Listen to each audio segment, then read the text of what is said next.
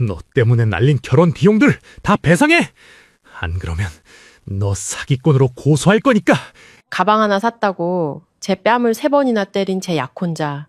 그 돈으로 시부모님 될 분들께 드릴 예단을 준비하지 않았다는 게 이유였습니다. 저는 수개월간의 야근 끝에 제가 모은 돈으로 산 저를 위한 작은 선물이었을 뿐인데 그는 수많은 사람들이 보는 백화점 한복판에서 저를 모욕하고 파혼을 선언했습니다.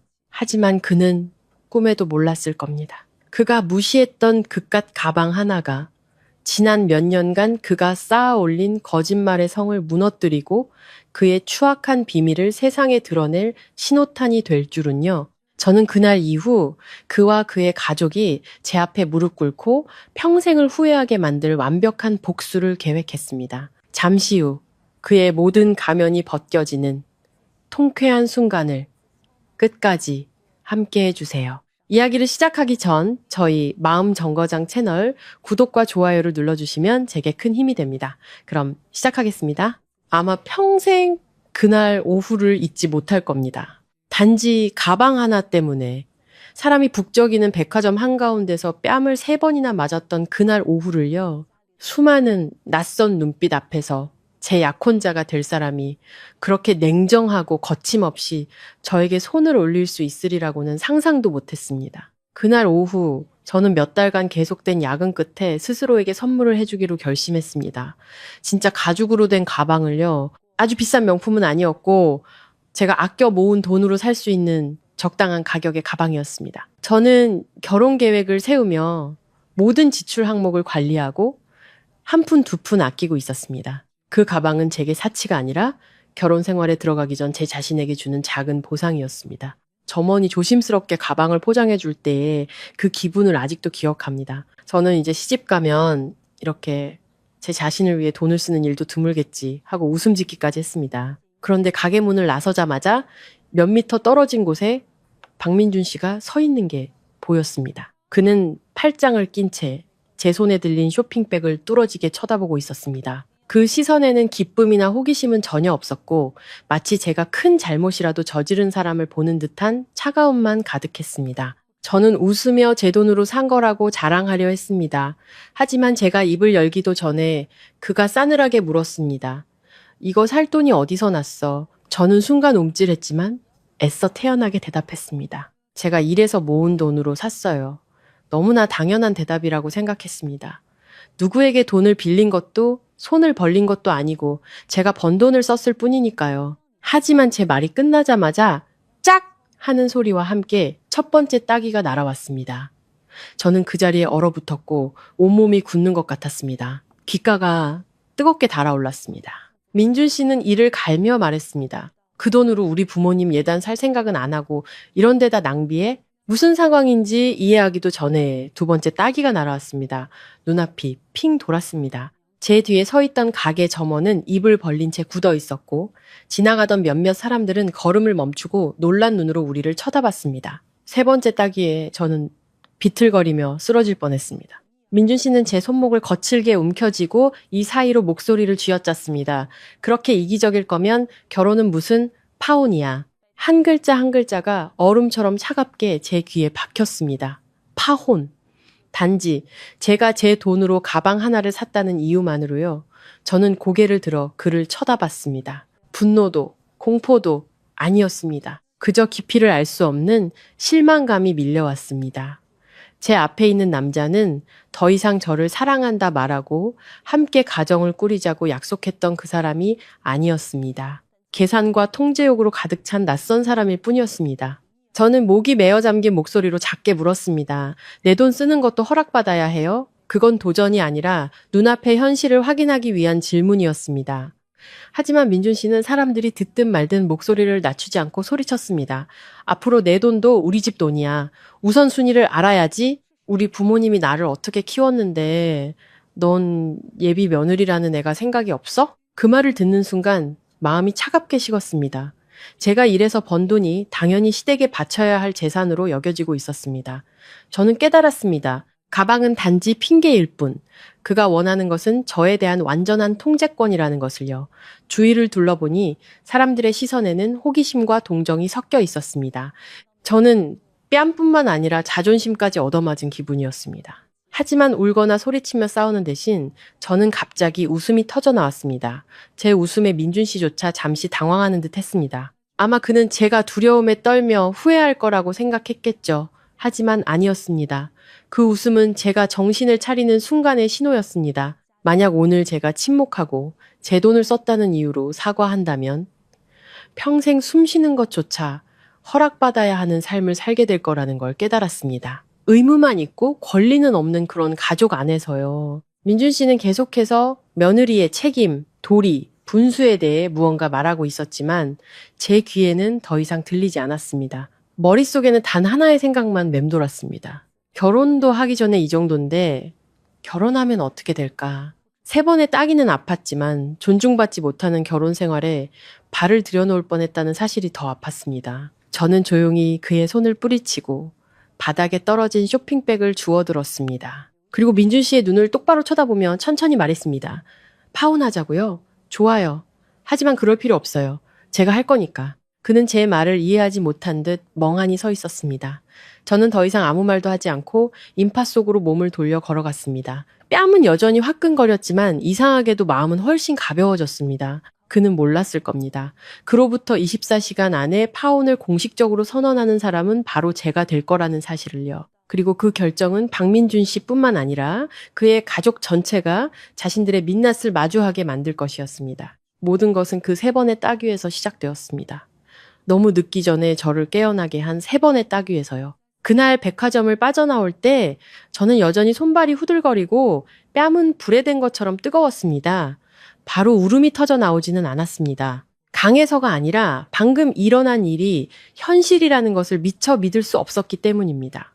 큰 충격을 받으면 사람은 먼저 멍해진다고들 하죠. 저도 그랬습니다. 집에 돌아와 문을 잠그고 나서야 억눌렀던 모든 감정이 한꺼번에 터져 나왔습니다. 저는 한참 동안 홀로 앉아 테이블 위에 놓인 가방을 마치 범죄의 증거물처럼 쳐다봤습니다. 그리고 마치 하늘이 제게 처음부터 끝까지 모든 것을 다시 돌아보며 어디서부터 잘못되었는지 스스로 묻게 하려는 듯 오래된 기억의 조각들이 머릿속을 스쳐 지나갔습니다. 저는 사촌 언니의 소개로 박민준 씨를 만났습니다. 언니는 그가 성실하고 안정적인 직장에 다니며 가정 환경도 반듯하다고 했습니다. 당시 30을 훌쩍 넘긴 저는 부모님이 닥달하지는 않으셔도 가끔 한숨을 쉬시는 걸 들었습니다. 딸도 나이가 찼는데 좋은 짝이 있으면 좋으련만. 저는 낭만적인 사랑을 꿈꾸거나 첫눈에 반하는 운명을 믿는 타입이 아니었습니다. 그저 괜찮은 사람을 만나 함께 가정을 꾸리면 그걸로 충분하다고 생각했습니다. 민준 씨는 저보다 4살 연상이었고 영업팀장이었습니다. 처음 만났을 때 그는 말을 조리 있게 잘했고 상대를 배려하며 적당히 대화를 이끌 줄 알았습니다. 제가 만나봤던 다른 남자들처럼 경박하지도 그렇다고 너무 차갑지도 않았습니다. 그는 예의 바르고 단정한 태도로 저를 안심시켰습니다. 초반에 그는 주로 퇴근 시간에 저를 데리러 와서 음료수 한 잔을 사주며 회사 일은 어떤지 물어보곤 했습니다. 한 번은 제가 서류 작업 때문에 밤늦게까지 야근을 한 적이 있는데 그는 회사 근처 카페에서 계속 기다리며 메시지를 보냈습니다. 천천히 다 끝내고 와. 서두르지 마. 기다릴 수 있어. 그 메시지를 읽는데 마음이 따뜻해졌습니다. 이렇게 기다릴 줄 아는 남자라면 사람을 소중히 여길 줄도 알 거라고 생각했습니다. 가끔 그는 미래를 암시하는 듯한 말을 했습니다. 나는 가정을 잘 챙기는 여자가 좋더라. 저는 그 말을 듣고 그냥 웃었습니다. 가정을 잘 돌보는 사람을 싫어할 사람이 어디 있겠어요. 저 역시 뭐든 잘 챙기는 성격이니 어렵지 않을 거라고 생각했습니다. 저는 자재회사에서 격리로 일하고 있었는데 월급이 많지는 않았지만 안정적이었습니다. 저는 오래전부터 경제적으로 독립해 있었습니다. 집이 부유한 것도 아니었고 누구에게 기댄 적도 없었습니다. 제게는 비상시에 기댈 수 있는 작은 적금이 있었습니다. 많지는 않았지만 인생에 예기치 못한 일이 생겼을 때 최소한의 버팀목이 되어줄 돈이었습니다. 저는 항상 여자는 부드러울 수 있지만 반드시 자존감과 스스로의 2발로 설 수 있는 능력을 갖춰야 한다고 생각했습니다. 누군가에게 의지하기 위해 결혼하고 싶지는 않았습니다. 단지 진정한 의미의 가정을 이루고 기쁨과 슬픔을 나눌 사람이 필요했을 뿐입니다. 관계가 진전되면서 양가 상견례 날짜가 잡혔습니다. 첫 만남은 민준 씨의 집에서 이루어졌는데 그의 어머니인 김 여사님은 머리를 단정하게 빗어 올리고 깔끔하게 차려입은 모습이었습니다. 그녀는 저를 머리부터 발끝까지 훑어보았는데 마치 상품의 가치를 매기는 듯한 눈빛이었습니다. 그 시선에 조금 불편했지만 저는 예의를 지켰습니다. 자리에 앉은 지 얼마 되지 않아 그녀는 목소리는 크지 않았지만 날카롭게 물었습니다. 아가씨는 월급이 얼마나 되나? 저는 순간 당황했습니다. 보통 어른들은 직업이나 성격, 건강에 대해 먼저 물으실 거라고 생각했는데 그녀는 돈부터 물었습니다. 저는 민준 씨를 쳐다보며 그가 좀 거들어주길 바랐지만 그는 그게 뭐 대수냐는 듯 희미하게 웃기만 했습니다. 저는 어차피 숨길 일도 아니라고 생각하며 솔직하게 대답했습니다. 김 여사님은 고개를 끄덕였지만 그 눈빛에서는 따뜻함이 느껴지지 않았습니다. 마치 숫자 하나를 머릿속에 입력하고 계산기를 두드리는 것 같았습니다. 그날 이후 민준 씨는 저를 집에 데려다주며 제 손을 잡고 말했습니다. 우리 엄마가 좀 꼼꼼해서 그렇지 며느리 사랑은 지극하셔. 저는 의심으로 관계를 시작하고 싶지 않았기에 그냥 그렇구나 하고 넘겼습니다. 며칠 뒤 약혼식이 열렸습니다. 분위기는 화기애애했습니다. 어른들은 웃고 친척들은 축복의 말을 건넸습니다. 제 마음도 한결 가벼워지며 모든 것이 순조롭게 풀릴 거라고 생각했습니다. 하지만 약혼식 이후 민준 씨는 며느리로서 알아서 잘해야 한다는 말을 자주 하기 시작했습니다. 처음에는 시댁에서는 말 조심하고 부모님 속상하게 해드리면 안 돼와 같은 가벼운 충고였습니다. 저는 시집살이가 만만치 않을 거라 생각했기에 고개를 끄덕였습니다. 하지만 점점 그의 이야기는 다른 방향으로 흘러갔습니다. 그는 우리 부모님은 평생 나를 위해 사셨어.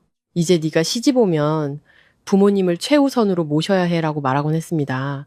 저는 그 말이 효심의 표현이라고 생각했습니다. 부모님께 감사할 줄 아는 남자와 결혼하게 되어 기쁘기까지 했습니다. 그런 남자라면은 아내에게도 책임감이 강할 거라고 믿었습니다. 참 순진했던 거죠. 저는 효도와 아내의 복종 강요가 아주 미세한 차이밖에 없다는 것을 깨닫지 못했습니다. 그리고 민준 씨는 효도라는 가면을 쓰고 저를 길들이려 하고 있었습니다. 결혼 날짜가 다가올수록 우리의 대화는 오직 한 가지 주제, 바로 돈, 특히 제 돈에 대한 이야기로만 쏠리는 것 같았습니다. 그가 항상 직접적으로 물어본 것은 아니었습니다. 적금은 얼마나 모았어? 결혼 비용으로 얼마나 쓸 생각이야?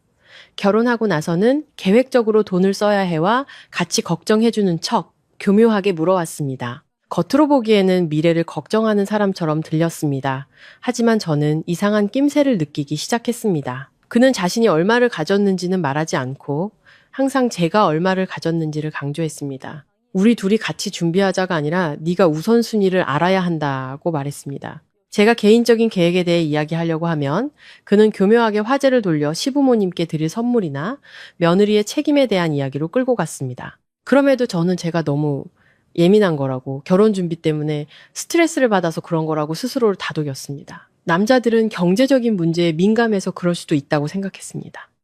약혼자를 의심하고 싶지도 않았고 부모님을 걱정시켜 드리고 싶지도 않았습니다. 저는 모든 것을 최대한 긍정적으로 보려고 노력했습니다. 하지만 그 모든 것은 제가 따뜻한 가정을 꿈꾸는 동안 누군가 제 인생 위에 조용히 설치해 놓은 치밀한 계산의 시작에 불과했다는 것을 몰랐습니다. 그리고 그날 오후 백화점에서 날아온 3번의 따귀는 그 모든 위선의 가면을 찢어버렸습니다. 제가 사람을 잘못 믿었다는 것을 똑똑히 보게 해주었습니다. 약혼식 후 모든 것이 생각보다 빠르게 진행되었습니다. 사람들은 저를 새아가라고 부르기 시작했고 저는 며느리라는 틀에 맞춰 사는 법을 배우기 시작했습니다. 여전히 회사에 다니고 돈을 아끼고 결혼식 비용을 계산했습니다. 하지만 약혼한 순간부터 박민준 씨는 눈에 띄게 변했습니다. 그는 더 이상 제 안부나 건강을 묻지 않고 돈 이야기만 꺼냈습니다. 돈 관리 방식? 부부는 일심동체라는 이야기들? 어느 날 저녁 저희 집에서 식사를 하던 중 민준 씨가 아주 자연스럽게 물었습니다. 서연 씨, 적금 통장은 어디에 뒀어? 저는 고개를 들며 조금 놀랐습니다. 보통은 적금이 있는지 물어보지 어디에 뒀는지 대놓고 묻지는 않으니까요. 저는 어색함을 무마하려 웃으며 말했습니다. 은행에 예치해뒀어요. 모바일 통장이라서요. 그는 원하는 답을 들었다는 듯 고개를 끄덕이더니 아주 평범한 이야기를 하듯 다시 물었습니다. 그럼 비밀번호나 OTP는 따로 저장해둬? 저는 젓가락을 내려놓고 그를 쳐다봤습니다. 왜 그렇게 자세히 물어보세요? 민준 씨는 웃으며 말했습니다. 이제 부부가 될 건데 투명해야지. 알아놔야 계획을 세우지. 저는 돈 문제를 민감하게 만들고 싶지 않아서 애써 부드러운 태도를 유지했습니다. 하지만 마음속으로는 무언가 잘못되었다는 느낌, 마치 제 사적인 공간의 문을 누군가 억지로 열려고 하는 듯한 불쾌한 느낌을 지울 수 없었습니다. 그리고 예감은 틀리지 않았습니다. 며칠 후 민준 씨는 결혼 자금을 전부 하나의 공동 계좌로 합치자고 제안했습니다. 그는 아주 그럴듯하게 말했습니다. 합쳐서 관리하면 체계적이고 추적하기도 쉽잖아. 앞으로 돈 나갈 일도 많을 텐데 내가 관리하면 편할 거야. 저는 잠시 침묵하다가 작게 대답했습니다. 결혼 자금은 제가 따로 관리할게요. 필요할 때 같이 상의해서 쓰면 되죠. 한 사람이 전부 관리하는 건 좀 불편해요. 제가 그렇게 말한 거는 그를 의심해서가 아니라 예전부터 제 돈은 제가 직접 관리하는 데 익숙했기 때문이었습니다. 가족이란 함께 상의하는 것이지 한 사람이 모든 것을 쥐고 다른 사람은 통보만 받는 관계가 아니라고 생각했습니다. 민준 씨는 바로 반박하지 않았습니다. 그는 마치 화가 났지만 자존심 때문에 참는 사람처럼 며칠 동안 침묵을 지켰습니다. 그러던 어느 날 밤, 그는 제게 퉁명스러운 메시지를 보냈습니다. 곧 결혼할 사람이 그렇게 자기 것만 챙겨서 어떡해. 그 메시지를 읽는 순간 마음이 무겁게 가라앉았습니다. 자기 것만 챙긴다는 말은 마치 제가 이기적이고 무언가를 숨기고 있으며 그를 믿지 못하는 사람인 것처럼 들렸습니다. 저는 전화를 걸어 설명했습니다. 제 것만 챙기는 게 아니에요. 모든 걸 투명하게 같이 상의하고 싶다는 뜻이에요. 민준 씨는 제 말을 끊었습니다. 투명하게? 돈은 내 손에 그대로 있으면서 뭐가 투명하다는 거야? 부부 사이에 그렇게 선을 그을 거면 결혼은 왜 해? 숨이 막혀왔지만 저는 스스로를 다독였습니다. 남자들은 자존심이 세니 내가 조금 부드럽게 나가면 괜찮을 거라고요. 하지만 문제는 거기서 끝나지 않았습니다. 그날 이후 그의 어머니인 김 여사님이 제게 더 자주 전화를 걸기 시작했습니다. 처음에는 안부를 묻고 결혼 준비는 잘 되어가는지 물어보셔서 저를 챙겨주시는구나 하고 기쁘게 생각했습니다. 하지만 몇 마디 나누다 보면 그녀는 항상 돈 이야기로 화제를 돌렸습니다. 그녀는 마치 외운 대본을 읊듯 제게 훈계했습니다. 여자는 시댁을 위해 헌신할 줄 알아야 해. 이제 곧 시집 올 거니까 쓸데없는데 돈 쓰지 말고. 저는 마지못해 웃으며 대답했습니다. 네, 알겠습니다. 그녀는 달콤하면서도 날카로운 목소리로 말을 이었습니다. 결혼하면 월급은 민준이한테 맡겨.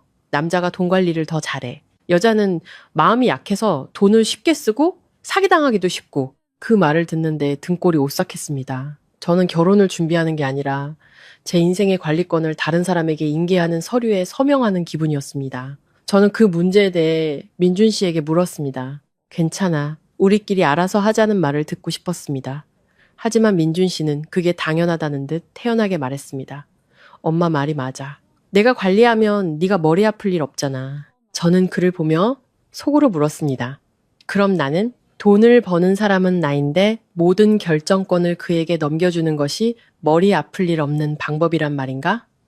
그날부터 저는 경계하기 시작했습니다. 더 이상 제 적금에 대해 자세히 말하지 않았고 월급이 들어왔다는 이야기도 미래의 쇼핑 계획도 꺼내지 않았습니다. 제가 인색하거나 무언가를 숨기고 싶어서가 아니었습니다. 단지 불안했습니다. 제 노력, 돈, 개인적인 선택까지 모든 것이 허락을 받아야 하는 상자 안에 갇히는 기분이었습니다. 저는 여전히 한 여자로서 결혼을 믿고 민준 씨를 사랑하려 노력했습니다. 하지만 그의 말들이 단지 미래에 대한 걱정일 뿐이라고 스스로를 속일 수는 없었습니다. 저를 가장 힘들게 했던 거는 민준 씨가 제 사소한 소비 하나하나를 감시하기 시작했다는 점입니다. 제가 스킨로션이나 회사에 입고 갈 옷을 살 때마다 그는 마치 취조하듯 꼼꼼하게 물었습니다. 이거 얼마야? 어디서 샀어? 꼭 필요한 거야? 한 번은 세일하는 구두를 산 적이 있습니다. 그는 영수증을 보더니 미간을 찌푸렸습니다.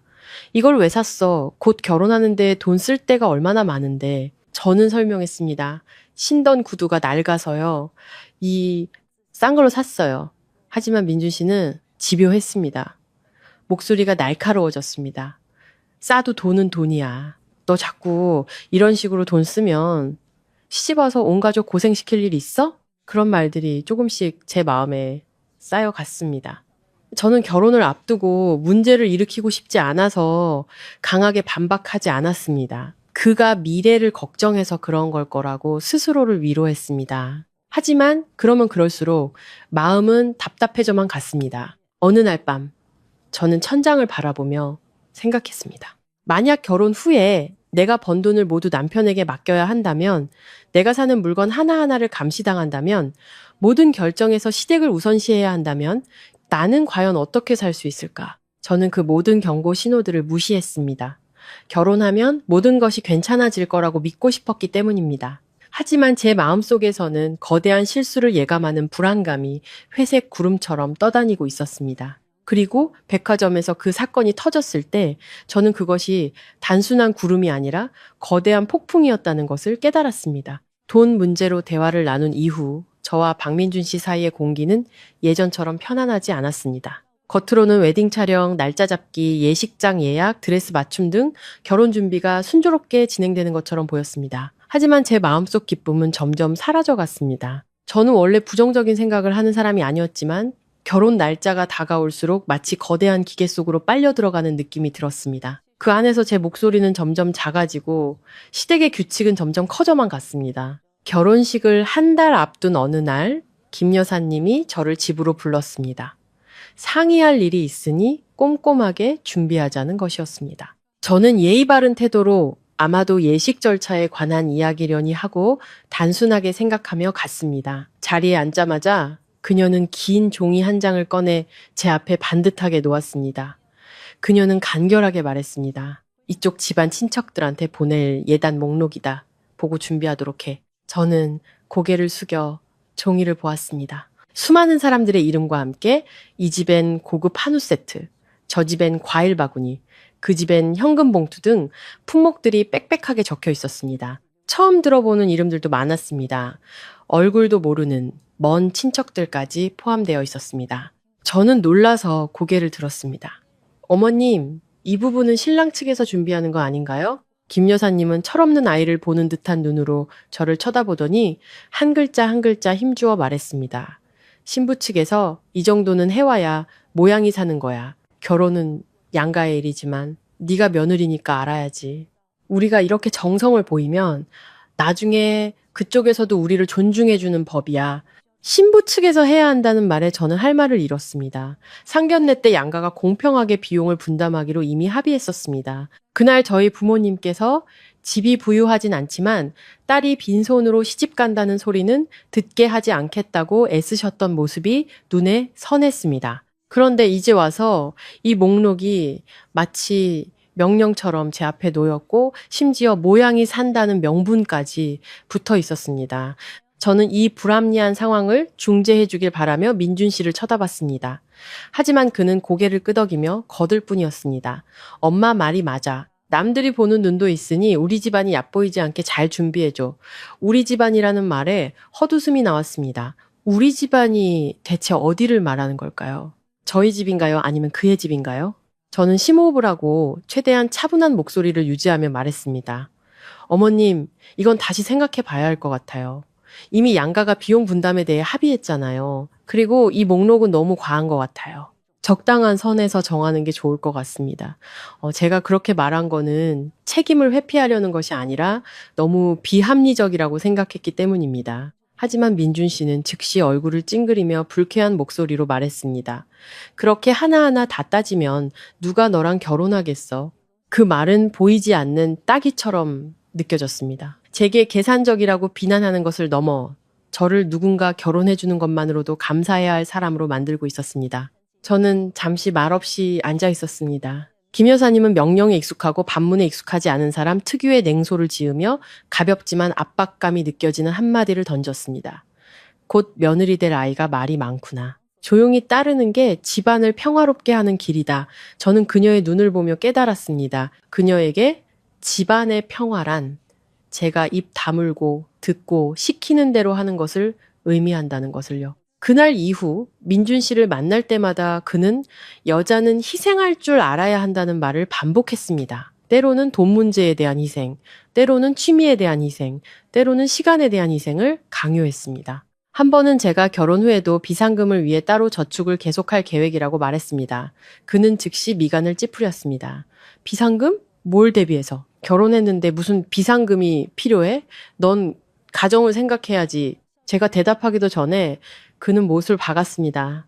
자꾸 자기 뒷길만 생각하는 여자는 이기적인 거야. 그 말을 듣는데 속이 답답했습니다. 뒷길은 배신을 위한 것이 아니라 막다른 길에 몰리지 않기 위한 최소한의 안전장치입니다. 하지만 반박하면 그는 또 저를 남편을 믿지 못하는 여자로 몰아갈 것이 뻔했습니다. 그때부터 저는 제가 개인적인 계획에 대해 이야기할 때마다 변하는 민준 씨의 눈빛을 의식하기 시작했습니다. 예전에는 제 일에 대해 격려해주던 그가 이제는 제가 자기계발이나 부업 혹은 자신을 위한 무언가를 사고 싶다고 말할 때마다 눈빛이 어두워졌습니다. 마치 제가 해서는 안 될 말을 한 사람처럼요. 한 번은 제가 나중에 승진 기회를 잡기 위해 회계 관련 자격증을 더 따고 싶다고 무심코 말한 적이 있습니다. 저는 진심으로 말했습니다. 나중에 수입이 더 늘면 우리 둘 다 경제적 압박이 덜할 거잖아요. 하지만 민준 씨는 생각할 겨를도 없이 바로 대답했습니다. 결혼했는데 무슨 공부를 또 해? 저는 멍해졌습니다. 왜 공부하면 안 돼요? 그는 어깨를 으쓱하며 말했습니다. 결혼하면 집안일도 해야 하고 우리 부모님도 챙겨야지. 피곤하게 무슨 공부야? 그럼 집안은 누가 돌봐? 그 말을 듣는 순간 씁쓸함이 밀려왔습니다. 저는 어색한 분위기를 풀려고 농담처럼 말했습니다. 제가 꼭 가사 도우미 같네요. 반은 농담, 반은 진심이었습니다. 하지만 민준 씨는 즉시 얼굴이 굳어지며 목소리를 낮췄습니다. 그런 식으로 말하지 마. 짧은 말이었지만 저는 소름이 돋았습니다. 그건 충고가 아니라 경고였습니다. 마치 제가 시댁의 법도에서 금기사항을 어긴 것 같았습니다. 그날 그를 따라 집으로 돌아오는 길, 오토바이 뒤에 앉아 있는데 마음이 텅 비어버렸습니다. 처음 만났을 때 민준 씨는 저를 존중하고 제 결정을 믿어주겠다고 했습니다. 하지만 결혼이 가까워질수록 그는 점점 더 권위적으로 변했고 저를 자신의 틀 안에 가두려 했습니다. 저는 깨닫기 시작했습니다. 다정했던 처음의 모습은 껍데기일 뿐 제가 그의 인생에 들어올 것이 확실해지자 그는 더 이상 가면을 쓸 필요가 없다고 생각한 것입니다. 그렇게 억눌린 감정들이 쌓여가던 중 그날의 핸드백 사건은 정말로 물잔을 넘치게 한 마지막 한 방울이었습니다. 저를 정신 차리게 한 것은 핸드백이 아니었습니다. 제 돈을 썼다는 이유만으로 저를 때리고 모욕하고 파혼을 위협한 그의 태도였습니다. 그 3번의 따기는 그동안의 희생, 강요, 예단 목록, 누가 너랑 결혼하겠냐는 식의 무시, 저를 통제하려던 모든 시선들을 한데 모아 폭발시킨 것이었습니다. 저는 모든 것이 우연이 아니었음을 깨달았습니다. 모든 것은 조금씩 제가 더 이상 물러설 곳이 없을 때까지 저를 벼랑 끝으로 몰아가고 있었습니다. 계속 참고 그림자처럼 살 것인가, 아니면 멈춰서서 나 자신을 지킬 것인가, 선택의 순간이 온 것이었습니다. 연달아 날아온 3번의 따귀의 귀는 먹먹해졌지만 이상하게 눈물은 나지 않았습니다. 저는 쇼핑몰 로비 한가운데에 얼어붙은 채 서서 하얗게 질릴 때까지 가방 손잡이를 꽉 쥐었습니다. 뺨의 통증보다 가슴에서부터 목구멍까지 차가운 무언가가 치밀어 오르는 느낌이 더 강렬했습니다. 마치 누군가 제 자존심에 얼음물을 쏟아부은 것 같았습니다. 저는 고개를 들어 박민준 씨를 다시 한번 자세히 쳐다봤습니다. 제가 사람을 잘못 본 것이 아니라는 것을 확인하고 싶었습니다. 그리고 갈라진 목소리로 하지만 또렷하게 물었습니다. 저를 뭐라고 생각하는 거예요?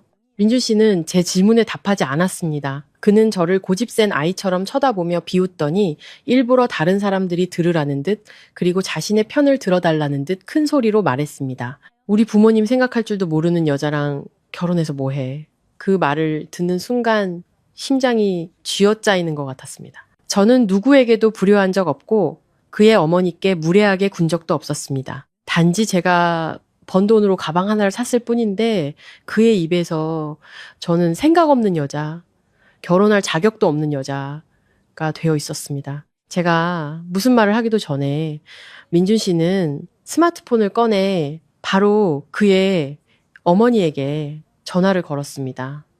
그의 목소리는 더 이상 폭발적인 분노가 아니었습니다. 마치 로비 한가운데서 즉석 재판을 열려는 사람처럼 차갑고 계산적이었습니다. 엄마, 이 결혼 다시 생각해봐야 할 것 같아요. 저는 뺨이 뜨거웠지만 마음은 그보다 더 차갑게 식어 있었습니다. 저는 깨달았습니다. 그는 저를 위협하는 것뿐만 아니라 어머니까지 끌어들여 저를 압박하고 그의 가족 앞에서 저를 죄인으로 만들고 싶어 한다는 것을요. 몇 초 후 스피커폰 너머로 김 여사님의 날카로운 목소리가 들려왔습니다. 그녀는 저를 포함해 주위 사람들도 들을 수 있을 만큼 큰 소리로 말했습니다. 그런 애는 시집와봤자 집안 망칠 년이야. 그 한마디에 저는 뺨을 한 대 더 맞은 기분이었습니다. 얼굴이 아니라 제 명예에 집안 망칠년이라는 낙인이 찍힌 것 같았습니다. 저는 아직 그들의 집에 발도 들여놓지 않았고 아무런 잘못도 하지 않았는데 그들은 이미 저를 재앙의 씨앗으로 단정 짓고 있었습니다. 그 여자는 자초지종을 묻지도 않고 자기 아들이 무슨 짓을 했는지 확인하지도 않고 즉시 아들 편에 서서 제게 유죄를 선고했습니다. 주위를 둘러보니 호기심 어린 시선과 수근거리는 소리가 들렸습니다. 사람들은 상황을 제대로 알지 못하고 제가 돈을 함부로 쓰다가 약혼자에게 훈계당하는 철없는 여자라고 생각할 수도 있었습니다. 사람들 속에서 오해받는다는 느낌은 뺨의 통증보다 더 아팠습니다. 저는 목구멍까지 차오르는 울음을 삼키며 절대 울지 않겠다고 다짐했습니다. 자존심 때문이 아니었습니다. 지금 울면 그들은 제가 잘못했다고 더 확신할 것이고 저는 결혼을 하기 위해 사과해야만 하는 궁지에 몰릴 것이기 때문입니다. 바로 그 순간 저는 더 이상 스스로를 속일 수 없는 한 가지 진실을 똑똑히 깨달았습니다. 핸드백은 처음부터 문제가 아니었습니다. 문제는 그들이 제가 가진 모든 것을 순순히 바치기를 원했다는 것입니다. 오늘 그들은 핸드백을 빌미로 제게 첫 번째 교훈을 가르치려 했습니다. 내 돈은 더 이상 내 돈이 아니다. 내일은 다른 핑계로 두 번째 교훈을 가르치겠죠. 내 입은 반박해서는 안 된다. 그리고 세 번째, 네 번째 교훈이 이어지다 보면 저는 더 이상 이서연이 아니라 그저 말 잘 듣는 그림자에 불과하게 될 것이었습니다. 저는 몸을 숙여 가방을 주워들고 먼지를 털어내는 척했습니다. 사실은 제 마지막 환상을 털어내고 있었습니다. 저는 고개를 들어 민준 씨를 오랫동안 쳐다본 후 이상할 정도로 차분한 목소리로 다시 물었습니다. 제가 제 돈을 썼다는 이유로 저를 때리신 거죠? 민준 씨는 부끄러운 기색 없이 저를 빤히 쳐다봤습니다. 그는 마치 당연한 사실을 읊듯 차갑게 대답했습니다. 그 돈은 우리 부모님 예단 사는데 썼어야지. 그 말은 쓰기와 같았습니다. 그 말을 듣는 순간 저는 더 이상 설명하고 싶지도 제가 옳고 그름을 증명하고 싶지도 않았습니다. 그와 같은 사람에게는 제가 복종하지 않는 한 옳은 것도 틀린 것이 될 테니까요. 저는 다시 한번 미소를 지었습니다. 하지만 이번에는 굴복이나 상황을 무마하려는 미소가 아니었습니다. 막 결정을 내린 사람의 미소였습니다. 저는 그의 눈을 똑바로 쳐다보며 천천히 말했습니다. 파혼! 마음대로 하세요. 민준 씨는 멈칫했습니다. 아마 제가 감히 그렇게 말할 줄은 몰랐을 겁니다.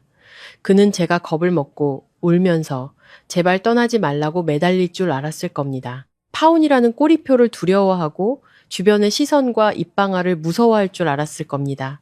하지만 바로 그 순간 저는 이상한 해방감을 느꼈습니다. 마치 밖에서 잠기기 직전에 문을 탈출한 사람처럼요. 민준 씨가 으르렁거렸습니다. 방금 뭐라고 했어? 저는 간결하게 대답했습니다. 마음대로 하시라고요. 하지만 제 뺨을 때리고도 제가 고개 숙일 거라고는 생각하지 마세요. 그가 한 걸음 다가서며 얼굴이 붉어졌습니다.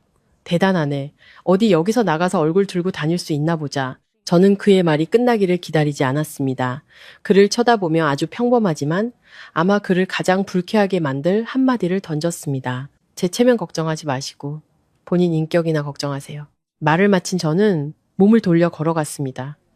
한 걸음 한 걸음이 무거우면서도 가벼웠습니다. 정해진 운명 같았던 인생의 한 부분을 잘라냈기에 무거웠고 깊은 구덩이를 피했다는 것을 알았기에 가벼웠습니다. 저는 주차장으로 곧장 걸어가 차에 올라탔습니다. 숨을 고르기 위해 몇 분간 가만히 앉아 있었습니다. 차 안에 남아있는 그의 향수 냄새에 속이 메스꺼웠습니다. 저는 얼굴을 닫고 백미러를 보았습니다. 뺨에 붉은 손자국이 선명했습니다. 다른 사람에게는 굴욕일지 모르지만 제게는 경고의 메시지였습니다. 그리고 바로 그날 밤 저는 박민준 씨와 그의 가족들을 경악하게 만들 일을 실행에 옮겼습니다. 그들이 제가 감히 하리라고는 상상도 못했을 일, 맞서 싸우거나 욕설을 퍼붓거나 우는 것이 아니었습니다.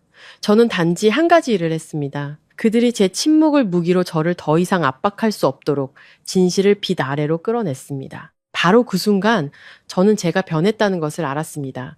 평화를 위해 참고 견디던 이서연이 아니라 너무 늦기 전에 스스로를 구할 줄 아는 이서연으로요. 그날 밤 집에 돌아왔을 때 저는 여전히 몸이 떨렸습니다. 세수를 하고 거울을 보니 뺨에 붉은 손자국이 여전히 선명했습니다. 침대에 앉아 방구석에 놓인 가방을 쳐다봤습니다. 더 이상 스스로에게 주는 선물처럼 느껴지지 않았습니다. 마치 제 인생의 전환점을 알리는 이정표 같았습니다. 지금 잘라내지 않으면 나중에 그것이 나를 잘라낼 것이라는 것을 깨닫게 한 이정표. 저는 부모님께 바로 말씀드리지 않았습니다. 숨기려는 것이 아니라 먼저 마음을 진정시킬 필요가 있었기 때문입니다. 제가 울면서 집에 들어갔다면 부모님은 밤새 잠 못 이루실 게 뻔했습니다. 저는 스마트폰을 열어 민준 씨가 소리치기 시작했을 때 급하게 녹화 버튼을 눌렀던 동영상을 다시 재생했습니다. 영상 속에서는 짝 하는 소리와 함께 그 돈은 우리 부모님 예단 사는데 썼어야지 하는 그의 목소리가 선명하게 들렸습니다. 한 번, 두 번, 세 번. 영상을 볼 때마다 심장이 조여왔습니다. 하지만 동시에 이상한 결단력이 솟아올랐습니다. 만약 내가 침묵한다면 언제까지 침묵해야 할까? 저는 깨달았습니다. 제 침묵이야말로 그들이 저를 죄인으로 만들 기회를 주는 것이라는 것을요. 저는 예전에 청첩장이나 웨딩 사진을 공유하며 축하 인사를 나누던 양가 가족 단체 채팅방을 열었습니다. 그리고 민준 씨 부모님과의 개인 채팅방도 열었습니다. 손이 떨렸지만 저는 전송 버튼을 눌렀습니다. 그 동영상을 보내며 길게 설명하지 않고 단 한 줄의 글만 덧붙였습니다. 이런 사람이 남편감이라면 저는 여기서 멈추겠습니다. 저는 한 글자도 더 쓰지 않았습니다. 설명이 길어질수록 그들은 꼬투리를 잡고 늘어질 것이기 때문입니다. 진실은 그 자체로 충분했습니다. 1분도 채 되지 않아 제 스마트폰이 미친 듯이 울리기 시작했습니다. 민준 씨였습니다. 받지 않았습니다. 그는 계속해서 전화를 걸었습니다. 저는 액정 화면을 보며 이상할 정도로 차분한 마음을 유지했습니다. 마치 오후에 맞은 3번의 따귀가 제 모든 두려움을 앗아간 것 같았습니다. 5번째 전화가 울릴 때쯤 메시지가 쏟아지기 시작했습니다. 짧고 명령조의 메시지들이었습니다. 너 미쳤어? 당장 지워? 다 망치고 싶어? 저는 그 메시지를 읽고 헛웃음이 나왔습니다. 사람들 앞에서 저를 때린 사람이 이제는 자신의 체면을 지키기 위해 증거를 삭제하라고 명령하고 있었습니다. 그는 셀 수 없을 정도로 전화를 걸어왔습니다. 나중에 통화 기록을 보니 1시간 동안 수십 통의 전화를 걸었더군요. 저는 여전히 받지 않았습니다. 제 결정에 마침표를 찍듯 단 한 문장만 답장으로 보냈습니다. 당신이 파혼하자면서요. 그냥 좀 더 빨리 처리되도록 도와준 것 뿐이에요. 메시지를 보내고 저는 스마트폰을 책상 위에 내려놓았습니다. 마치 돌멩이를 내려놓는 것처럼 모든 것이 명확해졌고 더 이상의 협상은 필요 없었습니다. 잠시 후 전화벨이 다시 울렸습니다. 이번에는 김 여사님의 번호였습니다. 저는 심호흡을 하고 전화를 받았습니다. 그녀의 목소리는 날카로웠고 시작부터 제 귀에 소리를 지르듯 말했습니다. 어디서 배운 버르장머리냐? 집안 망신을 시키고 다녀? 저는 더 이상 두렵지 않았습니다. 목소리를 높이지는 않았지만 못을 박듯 또렷하게 대답했습니다. 백화점 한복판에서 맞은 3번의 따귀는 집안일이 아닙니다, 어머니. 전화기 너머에서 순간 침묵이 흘렀습니다. 그러다 그녀는 으르렁거렸습니다. 어디서 말대꾸야? 네가 한 짓은 우리 집안에 먹칠을 한 거야. 남들이 우리를 어떻게 보겠어? 저는 차분하게 말했습니다. 어머님은 남들이 어머님 댁을 어떻게 볼지가 걱정되시는군요. 제가 맞았을 때 제가 앞으로 어떻게 살지는 걱정하지 않으셨나요? 그녀는 할 말을 잃더니 훈계조로 태도를 바꿨습니다. 남자가 화나면 손이 먼저 나갈 수도 있지? 별일도 아닌 걸 가지고 왜 이렇게 시끄럽게 굴어? 여자는 행복을 지키려면 좀 참을 줄도 알아야지. 참을 줄 알아야 한다는 말에 저는 온몸이 차가워지는 것을 느꼈습니다. 저는 아주 천천히 다시 물었습니다. 제가 어디까지 참기를 바라시나요? 따귀 한 대를 참을까요? 아니면 평생을 참을까요? 그녀는 소리쳤습니다. 이 버릇없는 게, 저는 대답했습니다. 아니요. 저는 그냥 제 자신을 지키고 있을 뿐입니다. 김 여사님의 분노 속에서 전화는 끊겼지만 저는 이것이 끝이 아니라는 것을 알았습니다. 예상대로 민준 씨가 다시 메시지를 보냈습니다. 이번에는 그의 말투가 완전히 바뀌어 역겨울 정도로 부드러웠습니다. 서연아, 내가 화나서 그랬어. 일 크게 만들지 마. 그거 지워주면은 내가 가서 사과할게. 다시 얘기하자. 저는 사과라는 단어를 보며 실소가 터져 나왔습니다. 지워달라는 조건이 붙은 사과는 진정한 사과가 아니라 협박일 뿐입니다. 제가 답장하기도 전에 약 30분 후 그는 가면을 벗어던지듯 다시 돌변했습니다. 빠르고 짧고 악의적인 메시지가 도착했습니다. 동영상 안 지우면 네가 내 돈 사기쳤다고 소문낼 거야. 저는 순간 멈칫했습니다. 사기? 저는 그에게서 단 한 푼도 받은 적이 없었습니다. 제 힘으로 벌었고 결혼 자금도 제 몫을 냈습니다. 저는 등골이 오싹해지는 것을 느꼈습니다. 두려워서가 아니라 그 남자의 본질을 깨달았기 때문입니다. 감정으로 압박할 수 없으면 협박으로 몰아붙이는 사람, 좋은 말로 안 되면 여론을 조작하기 위해 거짓말도 서슴지 않는 사람. 저는 이번에는 아무런 감정 없이 오직 냉정한 이성만으로 답장했습니다. 마음대로 하세요. 하지만 당신에게서 한 푼도 받지 않았다는 걸 증명할 자료는 저한테 다 있다는 거 잊지 마세요. 저는 원치 않는 전쟁에 휘말렸다는 것을 알았습니다. 하지만 동시에 지금 물러서면 그들은 제가 두려워한다고 생각하고 더 기세등등해질 것이라는 것도 알았습니다. 저는 한동안 화면을 쳐다보았습니다. 마음이 텅 비었습니다. 이것은 더 이상 핸드백이나 순간의 분노에 대한 이야기가 아니었습니다. 이것은 권력, 통제, 그리고 저를 죄인으로 만들어 다시 돌아와 애원하게 만들려는 그들의 계획에 대한 이야기였습니다. 그리고 바로 그 순간 소름 끼치는 생각이 머리를 스쳤습니다. 어쩌면 나는 훨씬 더 거대한 덫에서 막 빠져나온 것일지도 모른다. 결혼도 하기 전에 뺨을 때리고 잘못이 드러나자 거짓말로 상대를 비난하는 남자가 결혼 후에는 무슨 짓을 할 수 있을까? 저는 그 어두운 길로 단 한 걸음도 더 내딛지 않겠다고 결심했습니다.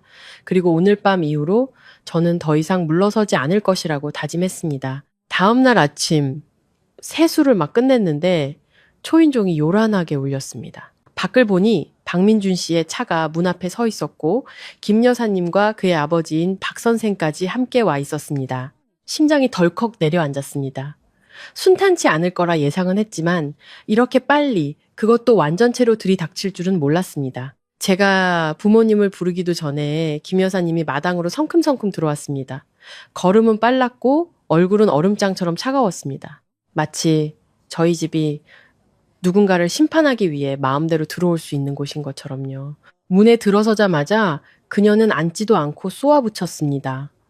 댁에서는 딸 교육을 어떻게 시키기에 예비 신랑 얼굴에 먹칠을 하게 만듭니까? 저는 그들 앞에 서 있었습니다. 뺨이 여전히 화끈거리는 감각이 모든 것을 똑똑히 기억하라고 말해주는 것 같았습니다. 저는 차분하게 대답했습니다. 무엇을 먹칠했다고 하시는 건가요? 저는 단지 있었던 사실을 보냈을 뿐입니다. 김 여사님은 턱을 치켜들었습니다. 사실은 댁의 딸이 허영심에 가득 차서 쓸데없는 가방이나 사놓고는 남자한테 억지를 부려서 자기 뜻대로 하려고 발악했다는 거지. 내가 모를 줄 알아?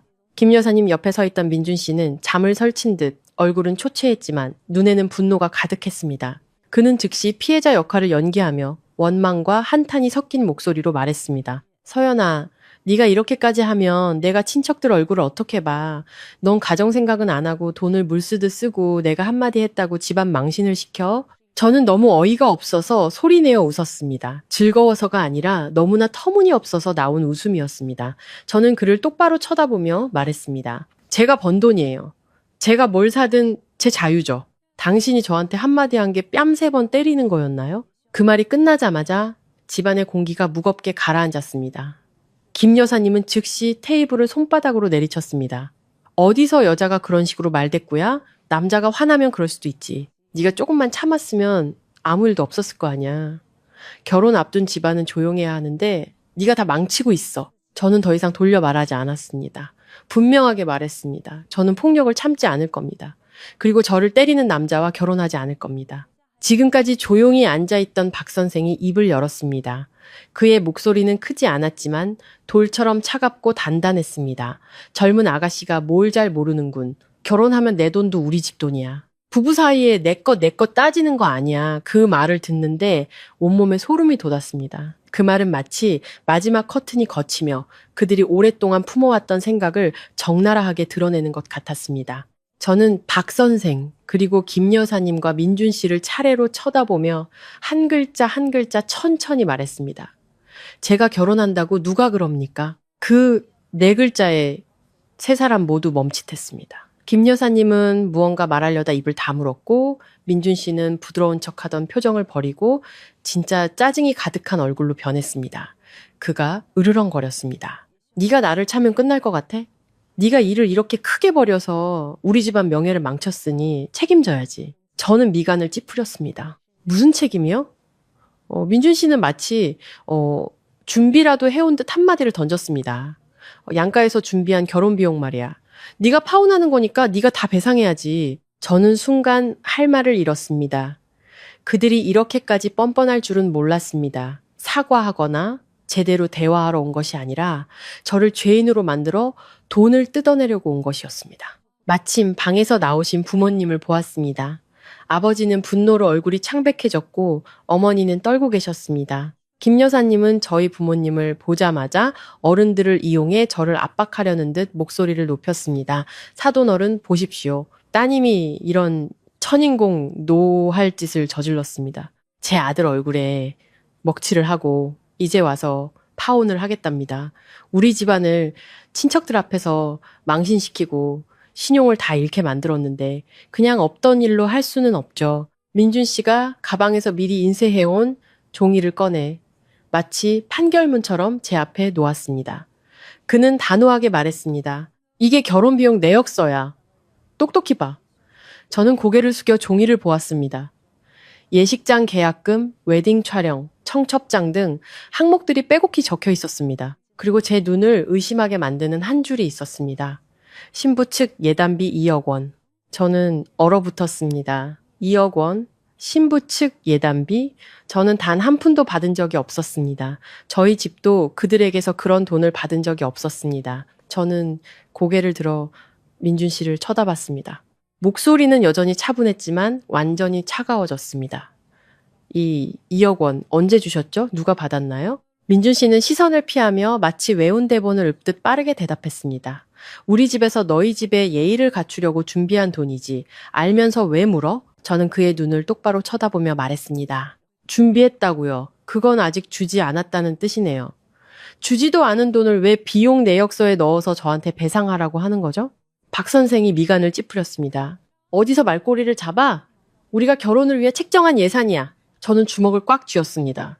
그 순간 저는 등골이 오싹해지는 첫 번째 반전을 깨달았습니다. 그들은 제가 모르는 사이에 저를 빚쟁이로 만들어 놓았던 것입니다. 필요할 때 그것을 빌미로 저를 은혜를 모르는 사람, 배상해야 하는 사람, 고개 숙여야 하는 사람으로 만들려고요. 그들은 제가 빚쟁이라는 낙인이 찍히는 것을 두려워해서 다시 돌아와 사과하고 침묵하기를 바랐던 것입니다. 저는 그 종이를 내려놓고 고개를 들어 그들 한 명 한 명을 쳐다본 후 크지는 않았지만 집안 전체를 침묵하게 만들 만큼 단호한 한마디를 던졌습니다. 그런 식으로 나오시겠다 이거죠? 좋습니다. 그럼 지금부터는 입이 아니라 증거로 이야기하죠. 민준 씨는 제가 감히 반격할 줄은 몰랐다는 듯 살짝 놀란 표정이었습니다. 김 여사님은 눈을 동그랗게 떴습니다. 네가 뭘 어쩌려고? 저는 그녀를 똑바로 쳐다보며 말했습니다. 어머님 댁에서 가장 두려워하는 일을 할 겁니다. 진실을 밝히는 일이요. 저는 부모님 쪽으로 몸을 돌려 그들을 안심시키기 위해 애써 차분한 목소리로 말했습니다. 아빠, 엄마, 그냥 앉아 계세요. 제가 해결할게요. 하지만 속으로는 알고 있었습니다. 이것은 잔인한 줄다리기의 서막에 불과하다는 것을요. 그리고 지금 바로 서지 않으면 그들은 저를 파혼하고 배상해야 할 여자라는 낙인과 그들이 지어낸 숫자들, 그리고 남을 복종시키기 위해 사용하던 뒤틀린 도덕으로 짓밟을 것이라는 것을요. 저는 깊은 숨을 들이쉬었습니다. 더 이상 물러설 길이 없다는 것을 알았습니다. 저는 비용 내역서를 테이블 위에 놓고 박민준 씨를 똑바로 쳐다보며 단호하게 말했습니다. 저희 부모님 앞에서 그 내역서 하나하나 똑똑히 읽어보세요. 돈 얘기를 하고 싶으셨으니 확실하게 하죠. 민준 씨는 제가 그런 요구를 할 줄은 몰랐다는 듯 잠시 멈칫했습니다. 김 여사님은 날카로운 눈으로 저를 쏘아봤고 박 선생은 화가 난 듯 미간을 찌푸렸습니다. 하지만 저는 물러서지 않았습니다. 모든 것을 빛 아래로 끌어내 그들이 절반만 말하고 제게 모든 책임을 떠넘길 기회를 주지 않을 작정이었습니다. 민준 씨는 종이를 들고 마지못해 앞에 몇 항목을 읽었습니다. 그는 애써 침착함을 유지하려 했지만 목소리에는 짜증이 묻어났습니다. 예식장 계약금, 웨딩 촬영비, 청첩장 제작비. 저는 아무 말 없이 그를 쳐다보기만 했습니다.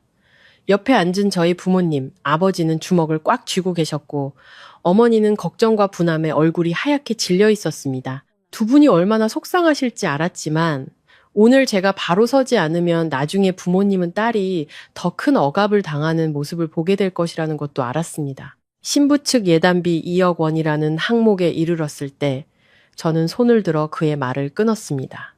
거기서 멈추세요. 저는 민준 씨를 쳐다보며 한 글자 한 글자 천천히 물었습니다. 그 돈 누구에게 줬죠? 언제 줬나요? 민준 씨는 순간 당황하며 시선을 피할 곳을 찾는 듯 눈동자를 굴렸습니다. 그는 더듬거렸습니다. 그건 우리 집에서 예의상 준비한 돈이라고 했잖아. 저는 그가 얼버무리지 못하게 다시 다그쳤습니다. 누구에게, 언제 줬는지 묻고 있습니다. 받은 사람이 있으면 날짜와 시간이 있을 거 아닙니까? 김 여사님이 즉시 끼어들며 날카롭게 말했습니다. 어디서 그런 식으로 따져? 우리 집이 예의 없는 집안인 줄 알아? 우리가 아들 계좌로 미리 이체해서 준비해뒀어. 저는 제 자신에게 확인시키듯 고개를 끄덕이고 그녀를 똑바로 쳐다봤습니다. 그렇다면 저희 집은 단 한 푼도 받지 않았다는 말씀이시네요. 그렇죠? 그 말이 끝나자마자 공기가 얼어붙었습니다. 김 여사님은 소리치려다 입을 다물었습니다. 맞는 말이었기 때문입니다. 아들 계좌로 준비를 위해 이체한 것은 여전히 그들 집안의 돈이었습니다. 저희 집은 아무것도 받지 않았습니다. 박 선생이 테이블을 내리치며 평정심을 잃기 시작했습니다. 지금 일부러 시비를 거는 건가? 우리 아들이 댁에 주려고 준비한 돈도 결혼 비용이지. 뭘 자꾸 따져? 저는 여전히 차분하게 말했습니다. 아닙니다, 아버님. 따지는 게 아닙니다. 단지 사실을 명확히 하려는 겁니다. 결혼 비용이란 이미 지출되었거나 전달된 돈을 말하는 겁니다. 이건 아직 주지도 받지도 않은 돈이니 저에게 배상하라고 할 근거가 될 수 없습니다. 그때 박민준 씨가 화를 내기 시작하며 목소리가 높아졌습니다. 지금 장난해, 이서연? 내가 이 결혼 때문에 얼마나 애썼는지 몰라? 저는 그를 쳐다보며 말했습니다. 애쓴 건가요? 아니면 계산한 건가요? 저보고 돈을 사기쳤다고 하고 이 종이를 들이밀며 배상하라고 하셨으니 오늘은 그냥 사실관계를 정확히 묻는 것뿐입니다. 민준 씨가 으르렁거렸습니다. 내가 돈을 가지고 있었던 건 결혼 준비를 위해서였어. 결혼이 장난인 줄 알아? 저는 그의 어이없는 논리에 실소를 터뜨렸습니다. 결혼 준비를 위해서요? 아니면 다른 용도를 위해서요? 저는 스마트폰을 꺼내 지난 6개월간의 제 은행 거래 내역을 열었습니다. 저는 모두의 앞에 화면을 보여주며 또렷하게 말했습니다. 이게 제 거래 내역입니다. 지난 6개월 동안 저는 박민준 씨에게서 단 한 푼도 받은 적이 없습니다. 2억 원의 예단비가 저희 집 계좌로 들어온 적도 없습니다.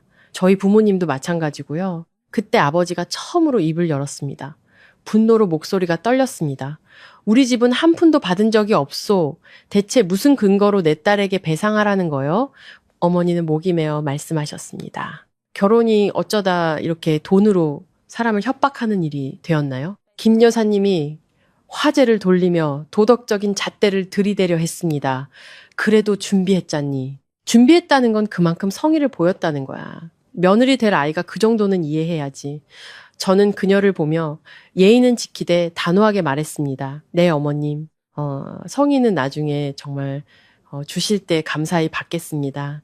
하지만 오늘 어머님 댁에서는 그 준비를 빚으로 둔갑시켜 저에게 배상하라고 하셨습니다. 그건 받아들일 수 없습니다. 박민준 씨가 폭발했습니다. 그는 벌떡 일어나 저를 손가락으로 가리켰습니다. 내 얼굴에 먹칠을 해도 유분수지. 동네 사람들 다 알게 하고 싶어? 저는 고개를 들어 그를 쳐다봤습니다. 저 자신도 놀랄 정도로 차분했습니다.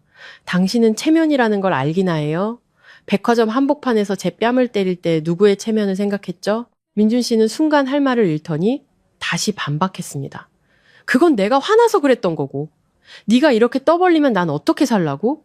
저는 간결하게 대답했습니다. 당신이 어떻게 사는지는 당신이 선택한 삶의 방식에 달린 거지 저 때문이 아닙니다. 저는 민준 씨를 똑바로 쳐다보며 칼날 같은 한마디를 덧붙였습니다. 아니면 그 돈, 결혼 준비가 아니라 당신이 말했던 코인 투자에 쓰려고 했던 거 아닌가요? 그 말이 떨어지자마자 민준 씨의 얼굴이 하얗게 질리는 것을 똑똑히 보았습니다. 김 여사님과 박 선생이 동시에 아들을 쳐다봤습니다. 박 선생이 으르렁거리듯 물었습니다. 코인 투자가 무슨 소리냐? 김 여사님도 날카롭게 다그쳤습니다. 네가 쟤한테 무슨 말을 한 거야? 민준 씨가 더듬거렸습니다. 아니에요. 제가 지어내는 말이에요. 저는 더 이상 길게 논쟁할 필요가 없었습니다. 단 한마디로 상황을 끝냈습니다. 당신 투자 실패해서 빚더미에 앉았죠. 그래서 제 돈을 통제하려고 했던 거고요. 맞죠? 저는 민준 씨의 눈을 똑바로 쳐다봤습니다. 그의 눈에서 스쳐 지나가는 당혹감, 분노, 그리고 두려움을 보았습니다. 저에 대한 두려움이 아니라 부모님이 진실을 알게 될까봐 두려워하는 눈빛이었습니다. 방 안은 무거운 침묵에 잠겼습니다. 저희 부모님은 마치 빼앗겼던 명예를 되찾은 듯 허리를 꼿꼿이 펴고 앉아 계셨습니다. 반면 김 여사님은 처음에 오만한 기세를 완전히 잃었고 박 선생은 거친 숨을 몰아쉬었습니다. 그리고 민준 씨는 벼랑 끝에 몰린 사람처럼 그 자리에 얼어붙어 있었습니다. 저는 제가 그의 패를 뒤집었다는 것을 알았습니다. 그리고 그 순간부터 이 게임은 더 이상 그들의 규칙대로 흘러가지 않을 것이었습니다. 방 안은 박 선생의 거친 숨소리가 들릴 정도로 무거운 침묵에 잠겼습니다. 김 여사님은 더 이상 처음 들어올 때처럼 허리를 꼿꼿이 펴고 앉아있지 않았습니다. 그녀의 눈은 저와 박민준 씨 사이를 초조하게 오가며 기댈 만한 변명을 찾고 있는 듯 했습니다. 민준 씨는 테이블 옆에 얼어붙은 채 두 주먹을 꽉 쥐어 손등의 힘줄이 선명하게 드러났습니다. 저는 방금 던진 코인 투자라는 한마디가 그의 가장 약한 부분을 정확히 찔렀다는 것을 알았습니다. 침묵을 깬 것은 김 여사님이었습니다. 그녀의 목소리는 평소보다 높아졌고 묻는 것인지 신문하는 것인지 모를 말투였습니다. 코인 투자가 무슨 소리냐고. 제가 너한테 무슨 말을 했는지 똑똑히 말해봐. 민준 씨는 마치 꼬리를 밟힌 짐승처럼 날카롭게 소리쳤습니다. 아무것도 아니라고요. 제가 다 지어내는 말이에요. 그는 말을 마치고 저를 쏘아봤습니다. 그 눈빛에는 입 다물라는 협박이 가득했습니다. 저는 바로 대답하지 않았습니다. 그저 조용히 스마트폰을 열어 예전에 애써 잊으려 했던 오래된 메시지 기록을 찾았습니다. 한 달여 전 민준 씨가 현예에 제게 아주 부드러운 말투로 메시지를 보냈던 것이 똑똑히 기억났습니다. 서연아, 나 좀 도와줄 수 있을까? 지금 돈이 좀 급해서 제가 무슨 일이냐고 묻자 그는 얼버무렸습니다. 그냥 잠시 돌려 막는 거야. 며칠이면 해결돼. 그는 제게 1억 원을 대신 대출받아 달라고 마치 일상적인 이야기를 하듯 부탁했습니다. 내 명의로 빌리고 갚는 건 내가 할게. 나 믿지. 그때 저는 위험 부담이 크다며 정중히 거절했었습니다. 그러자 민준 씨는 삐치기까지 했습니다. 날 못 믿는 거야? 저는 그가 단지 사업상 급전이 필요한 것이라고 생각했습니다. 그것이 거대한 구덩이의 시작을 알리는 신호일 줄은 꿈에도 몰랐습니다. 저는 스마트폰 화면을 박 선생과 김 여사님 앞에 내밀었습니다. 그리고 한 글자 한 글자 또렷하게 말했습니다. 이건 박민준 씨가 저에게 잠시 돌려 막는다며 1억 원을 대신 대출받아 달라고 부탁했던 메시지입니다. 한 번이 아니었어요. 심지어 아무에게도 말하지 마. 부모님 아시면 걱정하시니까 라고도 했죠. 김 여사님은 소스라치게 놀랐고 박 선생은 미간을 찌푸렸습니다. 민준 씨가 한 걸음 다가서며 으르렁거렸습니다. 지금 뭐 하는 거야? 사적인 메시지를 왜들 먹여? 저는 고개를 들어 그를 쳐다봤습니다. 얼음처럼 차가운 목소리로 말했습니다. 당신은 비용 내역서까지 가져와서 저한테 배상하라고 했어요. 이제 와서 사생활을 논할 자격이 있나요? 저는 그의 부모님 쪽으로 몸을 돌려 더 이상 그들이 속지 않도록 분명히 말했습니다.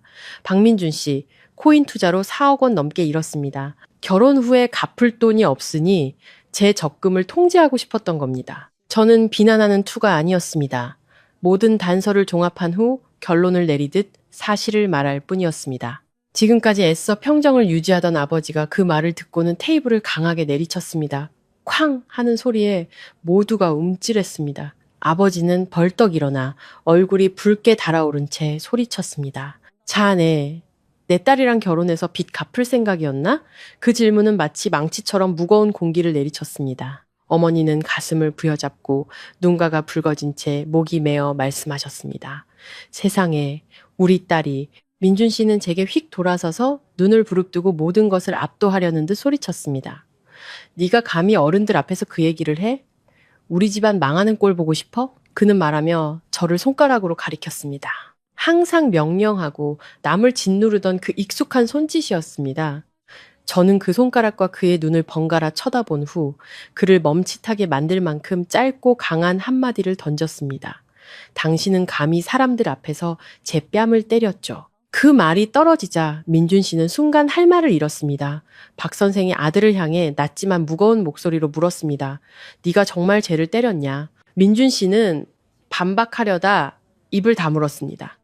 김 여사님은 아들을 마치 낯선 사람처럼 쳐다봤습니다. 그녀의 눈에 떠오른 당혹감을 똑똑히 보았습니다. 더 이상 정의를 구현하러 온 사람의 확신에 찬 눈빛이 아니었습니다. 아마 그녀는 처음으로 자기 아들이 피해자가 아니라는 것을 깨달았을 겁니다. 자기 아들이 모든 문제의 원인이면서 다른 사람에게 책임을 떠넘기기 위해 거짓말을 꾸며냈다라는 것을요. 하지만 저는 그들 같은 사람들은 진실이 드러났을 때 쉽게 체면을 구기는 것을 받아들이지 않는다는 것을 알았습니다. 그들에게 명예란 옳고 그름이 아니라 남에게 알려지지 않는 것이기 때문입니다. 김 여사님이 마른 침을 삼키는 것이 보였습니다. 그녀의 손이 미세하게 떨리더니 저를 향해 마치 전략을 바꾸려는 듯 목소리를 억지로 낮췄습니다. 서연아, 이 문제는 집에 가서 다시 얘기하자. 일 크게 만들지 마. 곧 며느리 될 아이가 입이 무거워야지. 저는 실소가 터져 나왔습니다. 그들은 여전히 제가 입을 다물기를, 침묵하기를 바랐습니다. 그래야 자신들이 상황을 수습할 여지가 생기니까요. 민준 씨도 말투를 바꿨지만 사과가 아니라 부드러운 협박이었습니다. 그렇게 내 망신 주는 게 재밌어? 네가 이렇게 말한다고 끝날 것 같아? 저는 더 이상 그를 두려워하지 않았습니다. 저는 그가 지금 공황 상태에 빠졌고 궁지에 몰린 사람은 무슨 짓이든 할 수 있다는 것을 알았습니다. 그 순간 저는 김 여사님의 눈빛을 보고 깨달았습니다. 그녀는 이제 무슨 수를 써서라도 체면을 지키는 쪽으로 마음을 굳혔다는 것을요.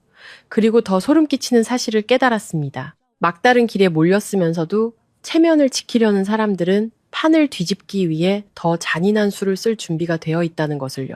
그들이 무슨 짓을 할지는 몰랐지만 직감은 제게 말해주고 있었습니다. 진짜 폭풍은 아직 오지 않았다고요. 그날 저희 집에서의 대화 이후 그들은 눈에 띄게 당황하고 분노한 채 돌아갔습니다. 박 선생은 돌처럼 굳은 얼굴로 앞장섰고 김 여사님은 그 뒤를 따르며 떠나기 전 저를 다시 한번 돌아봤습니다. 더 이상 칼날처럼 날카롭지는 않았지만 무언가를 계산하는 듯한 눈빛이었습니다. 박민준 씨는 차에 오르기 전 잠시 멈춰서서 저를 뚫어지게 쳐다봤습니다. 꽉 다문 입술.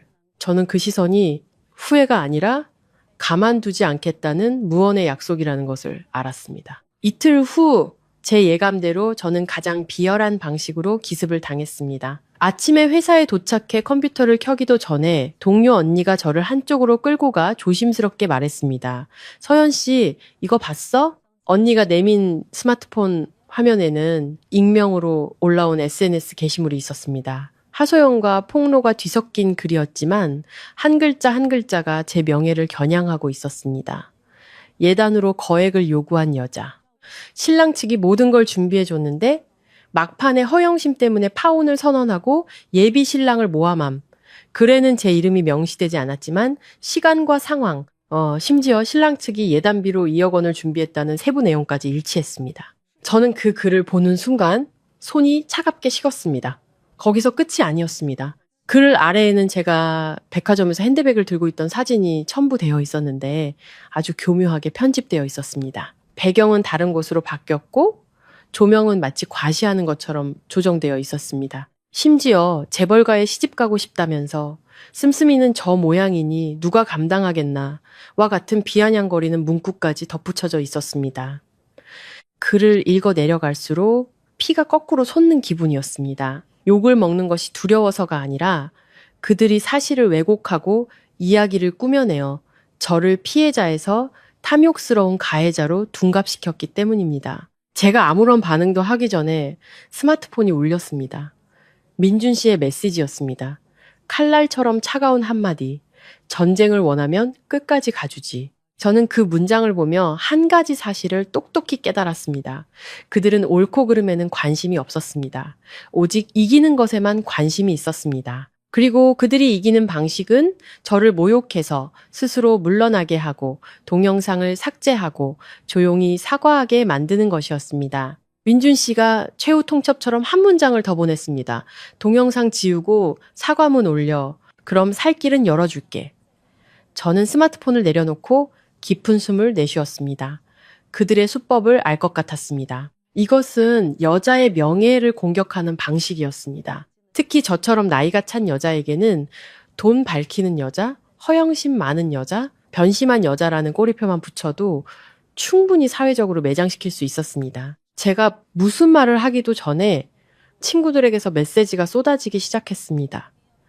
서연아, 이게 무슨 일이야? 라며 걱정하는 친구도 있었고, 왜 이렇게까지 일을 크게 만들어? 라며 반신반의하는 친구도 있었습니다. 어떤 이들은 침묵했지만 저를 보는 눈빛이 달라졌습니다. 회사에서는 몇몇 동료들이 제 책상 옆을 지나가며 수군거렸습니다. 예단, 파혼, 허영심 같은 단어들이 귓가를 스쳤습니다. 한 글자 한 글자가 바늘처럼 저를 찔렀습니다. 점심시간에 구내식당에 내려가자 몇몇 시선이 저를 피했습니다. 저는 약한 사람이 아니었지만 의심의 눈초리를 받는다는 것은 정말 견디기 힘든 일이었습니다. 얻어맞는 고통과는 다른 숨통을 조여오는 고통이었습니다. 밥을 앞에 두고 앉았지만 아무 맛도 느껴지지 않았습니다. 저는 빨리 대처하지 않으면 이야기는 더 퍼져나갈 것이고 그들은 저를 부끄럽게 만들어 침묵하게 하려는 목적을 달성할 것이라는 것을 알았습니다. 바로 그때 김 여사님에게서 전화가 왔습니다.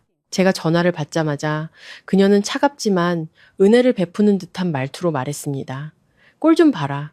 여자가 한번 소문나면 누가 데려가겠니? 이제라도 조용히 끝내고 싶으면 내 말 들어. 동영상 지우고 사과 한마디 하면 없던 일로 해줄 테니. 저는 스마트폰을 꽉 쥐었습니다. 제 목소리는 차분했지만 단단했습니다. 지금 저를 협박하시는 건가요? 김 여사님은 비웃었습니다. 협박이라니 사실을 말해주는 거지. 여자는 한번 낙인 찍히면 평생 고생이야. 저는 한 글자 한 글자 또렷하게 대답했습니다. 누가 데려가지 않아도 괜찮습니다. 전화기 너머에서 김 여사님은 잠시 할 말을 잃더니 으르렁거렸습니다. 나중에 후회하지 마라. 저는 단호하게 말했습니다. 저는 저를 때리고 거짓말로 저를 해치려는 사람을 탓할 겁니다. 그리고 전화를 끊었습니다. 전화를 끊었을 때 손은 여전히 떨렸지만 두려워서가 아니라 분노 때문이었습니다. 저는 깨달았습니다. 그녀는 예비 며느리를 아끼는 것이 아니었습니다. 단지 자기 집안의 체면을 아낄 뿐이었습니다. 그날 오후 민준 씨가 다시 메시지를 보냈습니다. 협박과 압박이 섞인 말투였습니다. 동영상 안 지우면 명예훼손으로 고소할 거야. 저는 그 문장을 보고 실소가 터져 나왔습니다. 공공장소에서 저를 때린 사람이 이제는 제가 진실을 말했다는 이유로 저를 고소하겠다고 협박하고 있었습니다. 저는 더 이상 화가 나지도 않았습니다. 그들이 무슨 수를 써서라도 지키려는 그 명예라는 것이 심지어 한 여자를 더럽히면서까지 지켜야 하는 것이라는 사실에 연민마저 느껴졌습니다. 제가 답장을 하려던 순간 새로운 메시지가 도착했습니다. 저장되지 않은 번호였습니다. 내용은 짧았지만 마치 새로운 문이 활짝 열리는 것 같았습니다. 저는 박민준 씨 전 여자친구예요. 너무 늦기 전에 진실을 아셔야 할 것 같아서요. 저는 화면을 뚫어지게 쳐다봤습니다. 심장이 거세게 뛰었습니다.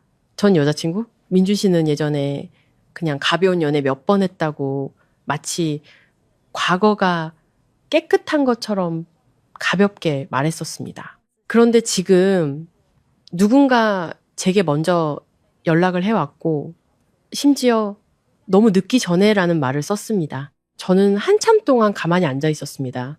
저를 비난하는 게시물, 회사 동료들의 의심 어린 눈초리, 김 여사님의 협박, 민준 씨의 고소 협박, 그 모든 것들이 하나의 선으로 명확하게 이어졌습니다. 그들은 저를 궁지로 몰아 스스로 입을 다물게 하려 했습니다. 하지만 이 낯선 여자의 등장은 그 뒤에 더 거대한 비밀이 숨겨져 있음을 암시하고 있었습니다. 저는 더 이상 이것이 단순한 파워 문제가 아니라고 느꼈습니다. 저는 마치 박민준 씨가 오랫동안 쳐놓은 거미줄에 막 발을 들인 것 같았습니다. 그리고 정신을 똑바로 차리지 않으면 저 역시 그의 희생자 명단에 다음으로 이름을 올리게 될 것이었습니다. 낯선 여자의 메시지를 받고 저는 바로 답장하지 않았습니다. 잠시 가만히 앉아 지금 제게 가장 필요한 것이 무엇인지 생각했습니다.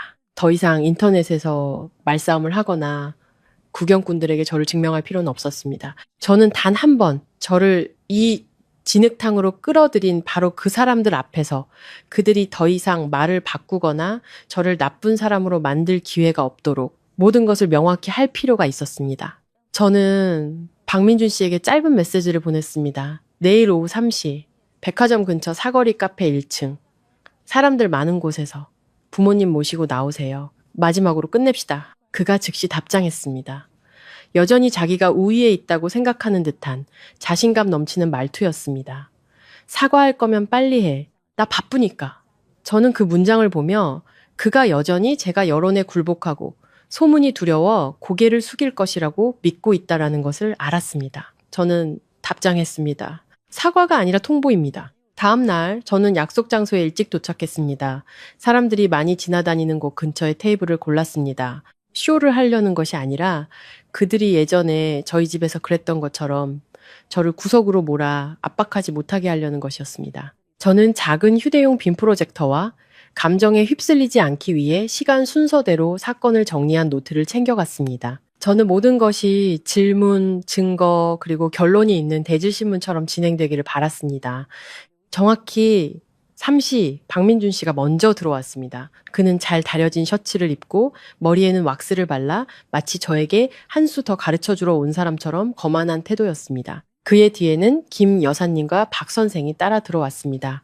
김 여사님은 주위를 한번 훑어보더니 사람이 많은 것에 불쾌한 기색을 드러냈습니다. 그녀는 집안 망신을 남에게 보이는 것을 싫어하겠지만 저를 이 지경까지 몰고 온 것은 바로 그들이었습니다. 민준 씨는 자리에 앉자마자 인사도 없이 경멸과 조급함이 섞인 목소리로 첫 마디를 던졌습니다. 사과할 거면 빨리 해. 저는 그의 눈을 똑바로 쳐다봤습니다. 저 자신도 놀랄 정도로 차분했습니다. 오늘은 사과가 아니라 공개입니다. 김 여사님이 눈을 동그랗게 떴습니다. 무슨 소리를 하는 거냐? 저는 떨지 않고 고개를 끄덕였습니다. 진실을 공개하겠다는 겁니다. 지난 며칠간 어머님 댁에서 저를 모함하는 거짓말을 퍼뜨리셨으니 더 이상 침묵할 수 없습니다. 박 선생이 미간을 찌푸렸습니다. 어디까지 일을 크게 만들 셈인가? 저는 테이블 위에 빔 프로젝터를 올려놓고 스마트폰에 연결하며 차분한 목소리로 말했습니다. 일이 커지고 작아지는 건 제가 정한 게 아닙니다. 아버님 아드님이 제 뺨을 때리고 2억 원이라는 있지도 않은 돈을 만들어내 저에게 배상하라고 했을 때 이미 정해진 겁니다. 민준 씨가 테이블을 가볍게 치며 으르렁거렸습니다. 그만하지. 원하는 게 뭐야? 돈이야? 저는 비웃었습니다. 제가 돈을 원했다면 조용히 당신과 결혼했겠죠. 저는 더 이상 말하지 않았습니다. 대신 이전에 녹음해 두었던 통화 녹음 파일을 틀었습니다. 민준 씨가 동영상 지워주면 살 길을 열어주겠다고 했던 그 통화였습니다. 녹음 속에서 그의 목소리는 선명하게 들렸습니다. 결혼하면 내가 네 돈으로 잠시 돌려 맞고 갚을게. 지금 나 좀 힘들게 하지 마. 테이블에 모두가 얼어붙었습니다. 김 여사님은 마치 뺨을 맞은 사람처럼 보였습니다. 그녀는 벌떡 일어나 목소리가 갈라졌습니다. 네가 무슨 소리를 한 거야? 민준 씨는 얼굴이 하얗게 질리더니 반사적으로 제 스마트폰을 낚아채려 달려들었습니다. 저는 예상했다는 듯 뒤로 물러나며 기기를 꽉 쥐고 그가 똑똑히 듣도록 크게 말했습니다. 잊지 마세요. 사보는 따로 있으니까. 민준 씨가 분노에 차소리쳤습니다. 네가 날 함정에 빠뜨렸어. 저는 똑바로 쳐다보며 말했습니다. 아니요. 당신이 스스로 말했고 저는 그냥 저장했을 뿐입니다. 김 여사님이 아들을 향해 분노와 당혹감이 섞인 목소리로 다그쳤습니다. 너 정말 빚이 있는 거야? 정말 제 돈을 쓸 생각이었어? 민준 씨는 이를 악물었습니다. 엄마, 조용히 좀 해요. 제 말 듣지 마세요. 박 선생은 얼굴이 붉어졌지만 저에 대한 분노가 아니라 창피함 때문이었습니다. 너 대체 무슨 짓을 하고 다니는 거냐? 저는 그들이 이야기를 덮을 틈을 주지 않았습니다. 바로 백화점에서 찍은 동영상으로 전환했습니다. 카페 안에 짝 하는 소리가 울려 퍼졌습니다. 근처 테이블에 있던 몇몇 사람들이 우리 쪽을 쳐다봤습니다.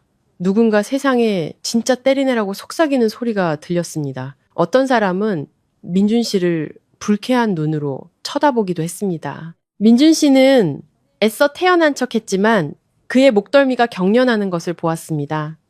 두 주먹은 테이블을 내리치고 싶다는 듯 꽉 쥐어져 있었습니다. 저는 그가 그 돈은 우리 부모님 예단 사는데 썼어야지 라고 말하는 부분에서 정확히 동영상을 껐습니다. 저는 민준 씨를 똑바로 쳐다보며 느리지만 무거운 목소리로 말했습니다. 3번의 따귀. 당신은 화가 나서 그랬다고 했죠. 하지만 이건 당신의 본질입니다. 제 돈을 당신 돈으로 여기는 본질, 폭력으로 저를 길들이려는 본질, 그리고 거짓말을 꾸며내 저를 가해자로 만들려는 본질. 민준 씨가 벌떡 일어나 카페 전체가 조용해질 만큼 큰 소리로 외쳤습니다. 네가 날 망치고 있어. 저는 목소리를 높이지 않았습니다. 그를 똑바로 쳐다보며 차갑고 명확한 한마디만 던졌습니다. 아니요. 당신이 스스로를 망치고 있는 겁니다. 저는 김 여사님과 박 선생을 향해 마침표를 찍듯 말했습니다. 두 분을 오늘 이곳으로 모신 것은 결혼을 부탁드리거나 사과하기 위해서가 아닙니다. 단 한 번 분명히 말씀드리기 위해서입니다. 저는 파혼합니다. 그리고 오늘 이후로 댁에서 저에 대한 허위 사실을 유포할 경우 저는 이 모든 증거를 가지고 법적으로 대응하겠습니다. 농담이 아닙니다. 김 여사님은 의자에 주저앉았고 얼굴이 하얗게 질렸습니다. 박 선생은 분노로 거친 숨을 내쉬며 눈이 붉어졌습니다. 그리고 민준 씨는 사람들 앞에서 가면 이 벗겨진 사람처럼 그 자리에 서 있었습니다. 저는 클라이맥스가 터졌다는 것을 알았습니다. 그리고 동시에 통제에 익숙한 사람이 대중 앞에서 통제권을 잃었을 때 그가 사과로 끝내지 않을 것이라는 것도 알았습니다. 그는 반격할 방법을 찾을 것입니다. 하지만 저는 이미 준비가 되어 있었습니다. 카페 안의 공기는 누군가 조금만 크게 숨을 쉬어도 터져버릴 듯 팽팽했습니다.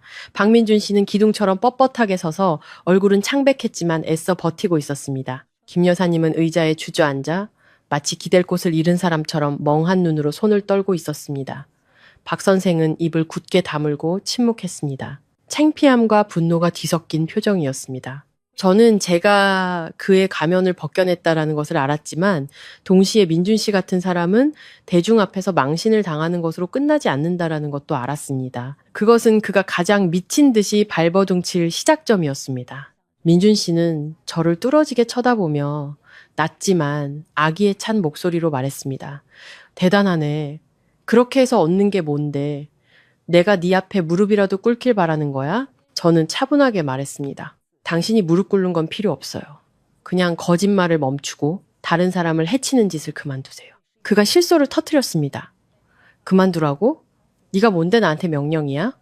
그러고는 부모님 쪽으로 몸을 돌려 주도권을 되찾으려는 듯 말했습니다. 엄마 아빠 제 말 듣지 마세요. 쟤는 지금 결혼을 망치고 저를 모욕하려고 쇼를 하는 거예요. 김 여사님은 그 말을 구명줄처럼 붙잡고 정신을 차리려는 듯 떨리는 목소리로 힘주어 말했습니다. 맞아. 우리 집을 망치려는 거야.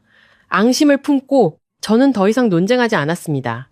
그저 김 여사님을 똑바로 쳐다보며 천천히 말했습니다. 어머님, 제가 망치려고 했다면 오늘 두 분을 이곳으로 모시지 않았을 겁니다. 저는 단지 어머님께서 진실을 아시기를 바랐을 뿐입니다. 박 선생이 한숨을 내쉬며 눈이 붉어졌습니다. 진실이랄 게 뭐가 더 남았나? 얘가 이미 다 보여줬는데. 민준 씨가 즉시 짜증을 냈습니다. 아빠까지 제 말을 믿으시는 거예요? 아들보다 저 여자를 더 믿으시냐고요. 바로 그때 제 등 뒤에서 차갑고 또렷한 여성의 목소리가 들려왔습니다. 그 사람은 저한테도 똑같이 그랬었어요. 그 목소리는 크지 않았지만 마치 칼날이 실을 끈 듯 소란을 단번에 잘라냈습니다. 제가 돌아보자 저에게 메시지를 보냈던 바로 그 여자가 걸어 들어오고 있었습니다. 그녀는 저와 비슷한 나이대였고 수수한 옷차림에 싸우려는 기색은 전혀 없었습니다. 단지 너무 많은 일을 겪은 듯한 피로감이 얼굴에 서려 있었습니다. 그녀는 곧장 테이블로 걸어와 저를 먼저 보지 않고 박민준 씨를 쳐다봤습니다. 그 시선은 마치 모처럼 그에게 박혔습니다. 민준 씨는 소스라치게 놀라며 더듬거렸습니다. 당신이 여길 왜? 그녀는 바로 대답하지 않았습니다. 테이블 위에 두툼한 서류 뭉치와 봉투 하나를 탁 소리가 나게 내려놓았습니다. 그리고 돌려 말하지 않고 단도직입적으로 말했습니다. 당신이 여자를 지갑으로 여기고 결혼 약속을 미끼로 쓰는 짓을 끝내러 왔어요. 김 여사님이 미간을 찌푸리며 그 서류를 마치 위험한 물건처럼 쳐다봤습니다. 누구신데? 여자가 고개를 들었습니다. 그녀의 목소리는 차분했지만 날카로웠습니다. 어머님 아드님과 결혼할 뻔했던 사람입니다. 그리고 저 역시 이서연 씨처럼 돈만 밝히는 여자로 몰렸던 사람이고요. 그녀는 서류 뭉치를 펼쳐 몇 장을 꺼내 박 선생과 김 여사님 앞에 놓았습니다. 이건 차용증, 이건 계좌 이체 내역, 이건 저와 결혼을 약속하며 사업 자금을 요구했던 메시지입니다.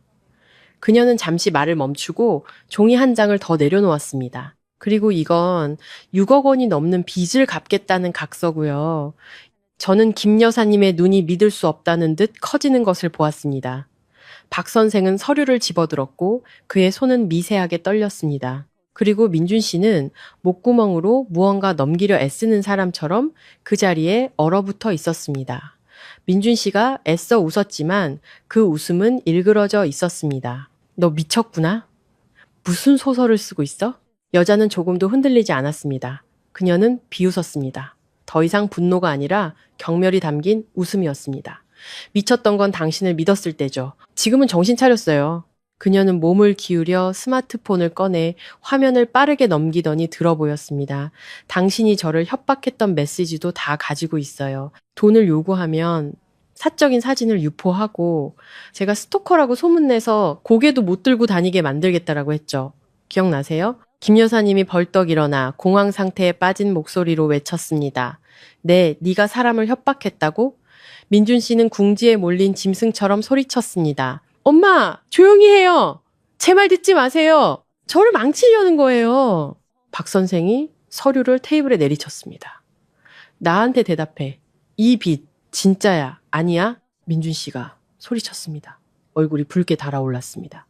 다들 내 편은 하나도 없네. 다들 내가 죽기를 바라는 거지. 그렇지? 그 말에 주위 테이블의 시선이 더욱 집중되었습니다. 어떤 사람은 고개를 저었고 어떤 사람은 경멸의 눈빛으로 민준 씨를 쳐다봤습니다. 그는 시선이 집중될수록 이성을 잃어갔습니다. 저는 그 광경을 보며 더 이상 두렵지 않았습니다. 저는 깨달았습니다. 이것은 우연한 사고나 순간의 분노가 아니었습니다. 이것은 통제하고 이용하고 그리고 책임을 떠넘기는 하나의 공통된 패턴을 가진 인간 유형이었습니다. 저는 민준 씨의 부모님 쪽으로 몸을 돌려 차분하지만 명확한 목소리로 말했습니다. 이제 두 분께서도 제가 돈을 밝히는 여자라고 말씀하시겠습니까? 김 여사님은 숨이 막히는 듯 입술만 떨 뿐 아무 말도 하지 못했습니다. 박 선생은 테이블을 내려다보며 분노 때문인지 굴욕 때문인지 모를 붉어진 눈을 하고 있었습니다. 저는 그 순간 그들이 깨닫기 시작했다는 것을 느꼈습니다. 그들이 지키려 했던 것은 가족의 명예가 아니라 속은 이미 썩어 문드러졌는데 겉만 번지르르하게 포장한 껍데기였다는 것을요. 그 여자가 저를 한번 쳐다봤습니다. 말없이도 통하는 조용한 공감의 눈빛이었습니다. 그리고 그녀는 우리 둘을 대신해 결론을 내리듯 말했습니다. 그 사람은 사랑이 필요한 게 아니에요. 돈을 주고 입 다물어줄 사람이 필요한 거죠. 그 말을 들은 민준 씨가 한 걸음 다가서며 목이 쉰 소리로 외쳤습니다. 입 닥쳐! 저는 즉시 일어나 소리치지 않고 그를 멈추게 할 만큼 단호한 한마디를 던졌습니다. 가만히 계세요. 여기서 누구든 한 명이라도 건드리면 바로 경찰 부를 겁니다. 민준 씨는 멈칫했습니다. 눈은 분노로 이글거렸지만 사람이 많은 곳에서 더 이상 무모한 짓을 하지는 못했습니다. 공기는 다시 무겁게 가라앉았습니다. 저는 박민준 씨를 똑바로 쳐다보며 오랫동안 마음에 담아두었던 이제야 떨림이나 막힘없이 온전히 내뱉을 수 있는 마지막 한마디를 던졌습니다. 당신은 가방 때문에 나를 잃은 게 아니야. 당신의 거짓말 때문에 나를 잃은 거지. 민준 씨는 마치 찬물을 뒤집어 쓴 사람처럼 서 있었고 김 여사님은 의자에 주저앉아 두 손으로 얼굴을 감쌌습니다. 박 선생은 누구도 쳐다보지 않으려는 듯 고개를 돌렸습니다. 그 여자는 서류를 다시 챙겨놓고 여전히 차분한 목소리로 말했습니다. 저는 누구와 경쟁하러 온 게 아닙니다. 단지 당신이 또 다른 사람을 속이는 것을 막으러 왔을 뿐입니다. 저는 이 반전이 가장 강력한 한방이라는 것을 알았습니다. 민준 씨는 단지 빚이 있는 것이 아니라 상습적으로 감정과 돈을 사취하는 사기꾼이었습니다. 그의 부모님, 저, 그리고 또 다른 피해자, 심지어 카페 안에 낯선 사람들 앞에서 진실이 드러났을 때 민준 씨는 더 이상 돌아갈 길이 없었습니다. 하지만 저는 그가 사과로 패배를 인정하지 않을 것이라는 것도 알았습니다. 그는 다른 사람을 진흙탕으로 끌어내려서라도 스스로를 구원할 다른 방법을 찾을 것이었습니다. 카페 전체가 숨을 죽인 듯 했습니다. 방금 나타난 여자가 내려놓은 서류들과 쏟아낸 말들은 박민준 씨의 모든 가면을 산산조각 냈습니다. 저는 그가 침묵하거나 부모님을 데리고 서둘러 자리를 피할 것이라고 생각했습니다. 하지만 아니었습니다. 벼랑 끝에 몰렸을 때 민준 씨는 사과나 해명을 선택하지 않았습니다. 그는 자신의 본성을 그대로 드러내는 길을 택했습니다. 너무나 적나라해서 제가 너무 늦기 전에 이 모습을 보게 된 것이 얼마나 다행인지 소름이 돋을 정도였습니다. 민준 씨가 벌떡 일어나 핏발 선눈으로 제 얼굴을 똑바로 가리키며 목이 찢어질 듯한 목소리로 외쳤습니다. 그래, 내가 돈이 필요하다. 그게 뭐 어때서? 여자가 시집 오는 게 남편 뒷바라지 하려는 거 아니었어? 그 말은 카페 한가운데서 네 번째 따기처럼 울려 퍼졌습니다. 제 뺨이 아니라 제가 결혼에 대해 믿었던 모든 가치를 후려치는 따귀였습니다. 옆 테이블에 있던 몇몇 사람들은 아예 고개를 돌렸고 어떤 사람은 초 하고 혀를 찼습니다. 당혹감과 분노가 섞인 수군거림이 빠르게 퍼져나갔습니다. 김 여사님이 벌떡 일어나 더듬거렸습니다. 너 지금 무슨 말을 하는 거야, 민준아? 박 선생은 얼굴이 붉게 달아올라 더 이상 어른으로서의 체면을 유지하지 못하고 으르렁거렸습니다. 네가 우리 얼굴에 똥칠을 하는구나. 하지만 민준 씨는 오히려 웃었습니다. 가면이 벗겨지자 아예 옷까지 벗어 던지기로 결심한 사람처럼 비틀린 미소를 지었습니다. 똥칠이요? 제 인생보다 두 분 체면이 더 중요하세요? 저는 박 선생이 마치 명치를 맞은 사람처럼 굳어지는 것을 보았습니다. 그는 눈만 깜빡였고 김 여사님은 자기 아들의 입에서 그런 말이 나왔다는 것을 믿을 수 없다는 듯 입을 틀어막았습니다. 민준 씨는 마치 마음속에 모든 오물을 쏟아내려는 사람처럼 더욱 기세등등하게 외쳤습니다. 내가 사업자금 좀 돌려 쓴 게 뭐 어때서? 내가 쟤랑 결혼하면 쟤도 같이 짊어져야 할 짐이지. 전 여자친구가 실소를 터뜨렸습니다. 메마른 웃음소리였습니다. 짊어진다고요? 사람을 속이는 걸 함께 짊어진다고 표현하나요? 민준 씨가 그녀를 향해 소리쳤습니다. 입 닥쳐! 넌 이제 내 인생에 상관할 자격 없어. 그는 다시 저를 쳐다봤습니다. 증오에 찬 눈빛이었습니다. 넌 깨끗한 줄 알아? 너도 똑같아. 남들 보기 좋은 결혼하려고 했던 거잖아. 싫으면 그냥 가면 되지. 왜 사람을 망쳐? 저는 그를 보는데 이상한 기분이 들었습니다. 처음으로 더 이상 슬프지도 분노로 떨리지도 않았습니다. 단지 오랫동안 숨 막히는 방에서 억지로 버티다가 막 탈출한 사람처럼 가벼운 해방감을 느꼈습니다. 저는 저 핏발 선눈을 똑바로 쳐다보며 깨달았습니다. 이것이 바로 그의 진짜 모습이었습니다. 다정했던 과거는 칠이 벗겨진 페인트에 불과했고 그 속에는 탐욕과 여성에 대한 경멸, 결혼을 거래로 여기는 비틀린 심장이 있었습니다. 박 선생이 테이블 위에 각서를 든 채 떨리는 목소리로 말했습니다. 분노로 목이 메었습니다. 네가 온 가족을 진흙탕으로 끌고 들어가는구나. 너 때문에 내가 네 엄마가 친척들 얼굴을 어떻게 보냐고. 민준 씨가 비웃으며 얼음처럼 차가운 한마디를 던졌습니다. 어떻게 보긴요. 평소처럼 사시면 되죠. 두 분은 항상 남들 시선이 제일 중요했잖아요. 그 말은 그의 부모님 마음에 칼처럼 박혔습니다. 저는 김 여사님이 의자에 주저앉는 것을 보았습니다. 그녀의 눈은 붉었지만 그것은 아들을 향한 연민이 아니라 환상이 깨진 고통 때문이었습니다. 아마 그녀는 자신이 항상 감싸고 돌던 아들이 자신들을 필요할 때 기댈 언덕으로만 여겼고 자신의 이익을 위해서는 부모의 체면 따위는 아무렇지 않게 짓밟을 수 있다는 것을 상상도 못했을 겁니다. 상황은 점점 더 혼란스러워졌습니다. 카페에 있던 어떤 사람들은 자리를 피했고 어떤 사람들은 스마트폰을 꺼내 들었다가 다시 내려놓았습니다. 근처 테이블의 한 여성이 작게 말하는 소리가 들렸습니다. 남자가 어떻게 저런 말을. 무섭다. 저는 이 대화가 더 이상 소란스러운 싸움으로 번지는 것을 원치 않았습니다. 저는 이미 충분했습니다. 고함으로 이길 필요는 없었습니다. 단지 명확한 행동으로 끝낼 필요가 있었습니다. 저는 한 걸음 다가가 민준 씨와 마주 섰습니다. 크지 않지만 한 글자 한 글자 못을 박듯 단호한 목소리로 말했습니다. 당신은 제 돈이 결혼하면 당신 집안의 돈이 된다고 했죠. 하지만 당신은 한 가지를 잊었어요. 저는 단 한 번도 당신 집안의 사람이었던 적이 없다는 걸요. 민준 씨는 마치 말을 잃은 사람처럼 굳어졌습니다. 김 여사님은 고개를 들어 저를 쳐다봤습니다. 그녀의 눈에는 당혹감과 수치심이 뒤섞여 있었습니다. 박 선생은 더 이상 아무 말 없이 테이블만 내려다봤습니다. 저는 손을 들어 약혼 반지를 뺐습니다.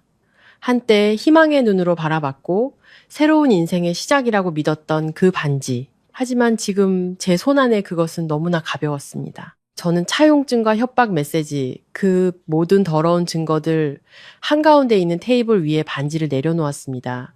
탁 하는 작은 소리. 하지만 제게는 굳게 닫히는 문소리였습니다. 저는 박민준 씨를 똑바로 쳐다보며 떨림도 막힘도 없이 한 글자 한 글자 분명하게 말했습니다. 저는 파혼합니다. 그리고 당신에게 단 한 푼도 빚지지 않았습니다. 민준 씨는 무언가 말하려 입을 벌렸지만 아무 소리도 내지 못했습니다.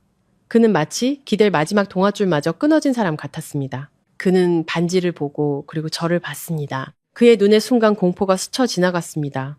아마 그는 그제야 깨달았을 겁니다. 자기 앞에 서 있는 여자는 더 이상 파혼이라는 말에 겁을 먹지도 배상이라는 말에 억압당하지도 않을 것이라는 사실을요. 저는 그가 저를 묶으려 했던 밧줄을 스스로 끊어버렸습니다. 전 여자친구가 서류를 챙겨 일어섰습니다.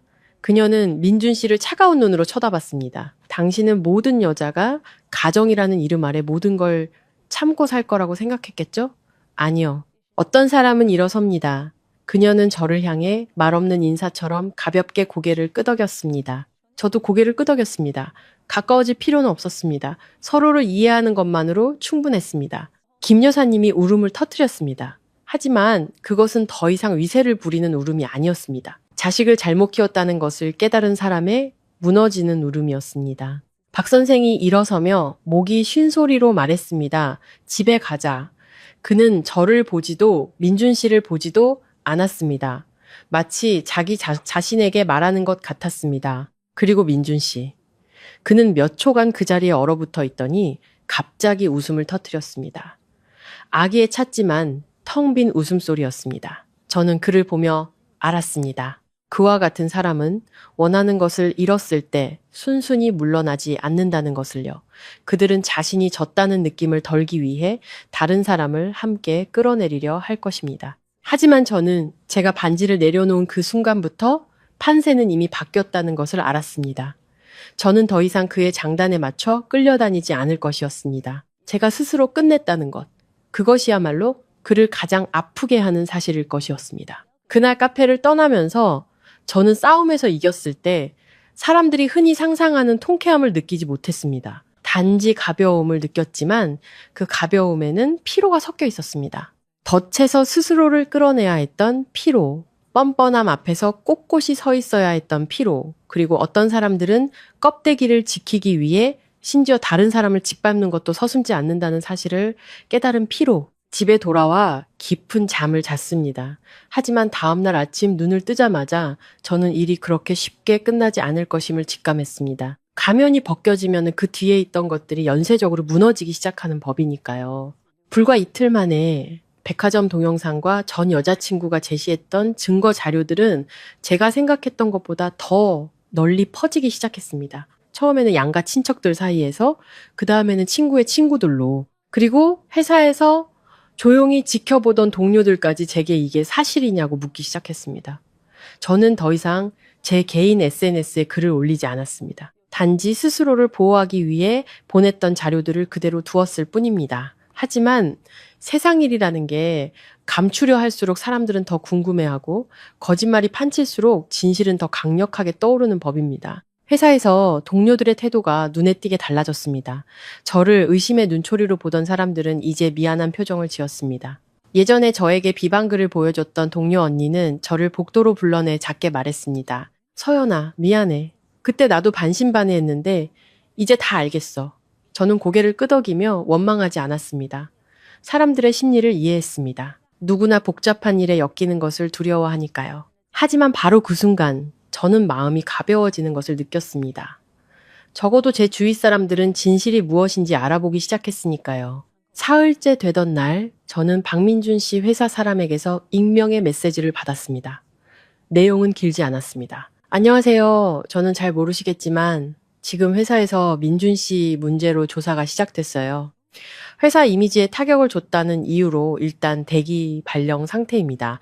저는 메시지를 읽고도 놀라지 않았습니다. 영업팀장이라는 사람이 밖에서는 여자를 폭행하고 빈 문제로 구설수에 오르는데 어떤 회사도 그런 직원을 감싸고 돌지는 않을 테니까요. 그가 징계를 받은 것이 기쁘지는 않았습니다. 단지 인과응보라고 생각했습니다. 뿌린 대로 거두는 법이니까요. 그리고 얼마 지나지 않아 채권자들이 그의 집을 찾아가기 시작했습니다. 처음에는 빗발치는 전화로, 그 다음에는 욕설이 섞인 전화로, 그쪽 집안 친척 한 분이 저희 어머니께 전화를 걸어와서 알게 되었습니다. 호기심과 당혹감이 섞인 목소리였습니다. 사부인 그쪽 집 지금 난리가 났어요. 사람들이 집까지 찾아와서 대문 밖에서 소리를 지르고 난리도 아니에요. 저는 그 말을 듣는데 등골이 오싹했습니다. 민준 씨가 불쌍해서가 아니었습니다. 만약 제가 그와 결혼했다면 이 모든 일이 제게 닥쳤을 거라는 생각 때문이었습니다. 사람들은 그의 집 대문이 아니라 저희 집 대문 앞에 서서 제 이름을 부르고 돈을 요구하고 저희 부모님을 동네 사람들 앞에 끌어냈을 것입니다. 그 생각에 이르자 저는 그날의 3번의 따귀가 정말로 저를 구한 생명의 신호였다는 것을 깨달았습니다.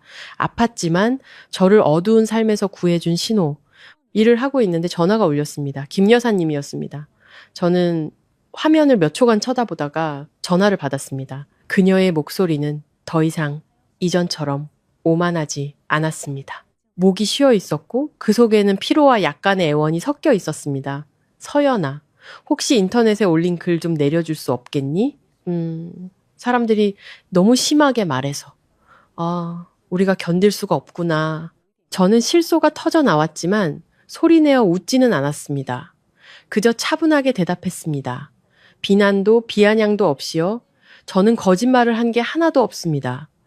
단지 있었던 사실을 말했을 뿐입니다. 김 여사님은 잠시 침묵하더니 상황을 수습하려는 듯 말했습니다. 나도 안다. 네가 억울한 거. 하지만 지금 사람들이 집까지 찾아와서 애 아빠는 충격으로 쓰러졌고 민준이는 저는 그녀의 말을 부드럽게 끊었습니다. 어머님, 사람들이 멈추기를 바라신다면 아드님께 먼저 거짓말을 멈추라고 하셔야 합니다. 저는 잘못된 것을 지키기 위해 제 입을 막을 수는 없습니다. 그녀는 할 말을 잃었습니다.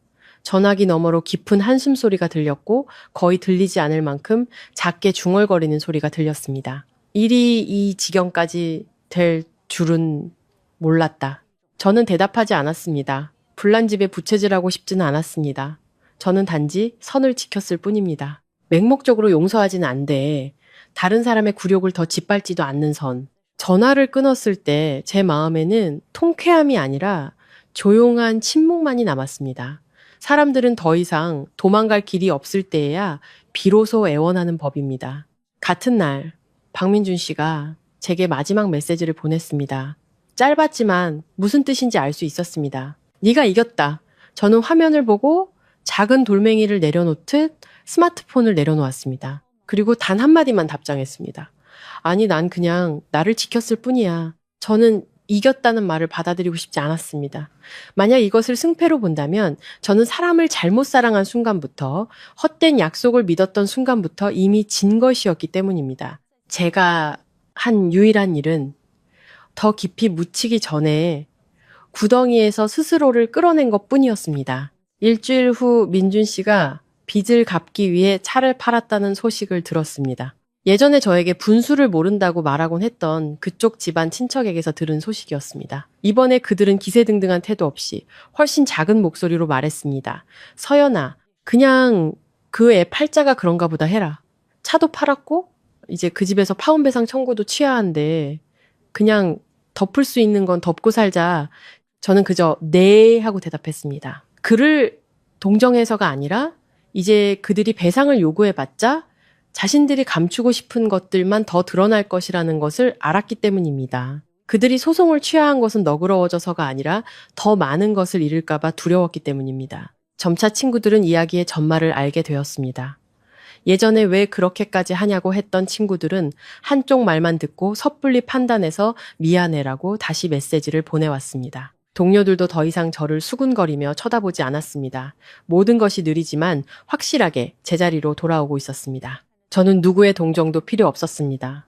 단지 진실이 제 발로 설 수 있기만을 바랐을 뿐입니다. 그리고 모든 것이 잠잠해졌을 때 저는 제가 전혀 예상하지 못했던 두 번째 반전을 깨달았습니다. 저에게 너 같은 여자는 아무도 데려가지 않는다고 협박했던 바로 그 남자가 이제는 사회로부터 외면당하고 있었습니다. 그가 외면당한 것은 저 때문이 아니었습니다.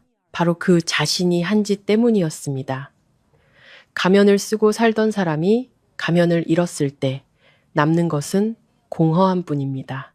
하지만 저는 뺨을 맞고 모욕을 당하고 고소 협박을 받았음에도 불구하고 여전히 한 가지를 지켰습니다. 바로 자존감. 그리고 그것 덕분에 저는 다시 일어설 수 있었습니다. 모든 일이 있고 난 후 제가 반지를 내려놓고 그 카페를 나온 지 몇 달이 흘렀습니다. 모든 것이 폭풍이 지나간 뒤에 수면처럼 잔잔해졌습니다. 사람들은 더 이상 그 이야기를 꺼내거나 수군거리지 않았습니다. 저 역시 더 이상 협박 메시지에 한밤중에 깨어나거나 의심의 눈초리에 맞설 준비를 할 필요가 없었습니다. 삶은 평범한 리듬을 되찾았습니다. 아침에 출근하고 저녁에 퇴근하고 주말에는 부모님과 차를 마시며 소소한 이야기를 나눴습니다. 더 이상 그 3번의 따기를 떠올려도 아프지 않았습니다. 가끔 거울을 보면 그날의 화끈거렸던 감각이 기억나긴 했지만 그 기억은 더 이상 저를 떨게 만들지 않았습니다. 마치 아문 흉터처럼 흔적은 남아있지만 더 이상 피가 나지는 않았습니다. 어느 주말 오후 신호 대기를 위해 차를 세웠을 때 길 건너편에 서 있는 한 남자의 모습을 보았습니다. 처음에는 무심코 지나쳤지만 이내 그와 눈이 마주쳤습니다.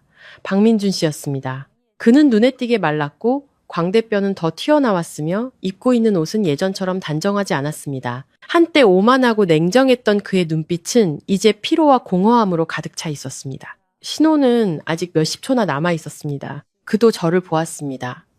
우리는 짧은 도로를 사이에 두고 마주 섰지만 마치 이미 닫혀버린 한 시절을 사이에 둔 것처럼 느껴졌습니다. 신호가 파란불로 바뀌자 그가 길을 건너왔습니다. 제 몇 걸음 앞에서 멈춰선 그는 더 이상 거만한 태도도 위협적인 눈빛도 아니었습니다. 그의 목소리는 제가 들어본 중 가장 작았습니다. 서연아, 저는 시동을 끄고 가만히 서 있었습니다. 분노도 피하고 싶은 마음도 없었습니다. 그가 고개를 살짝 숙이며 아주 작게 말했습니다.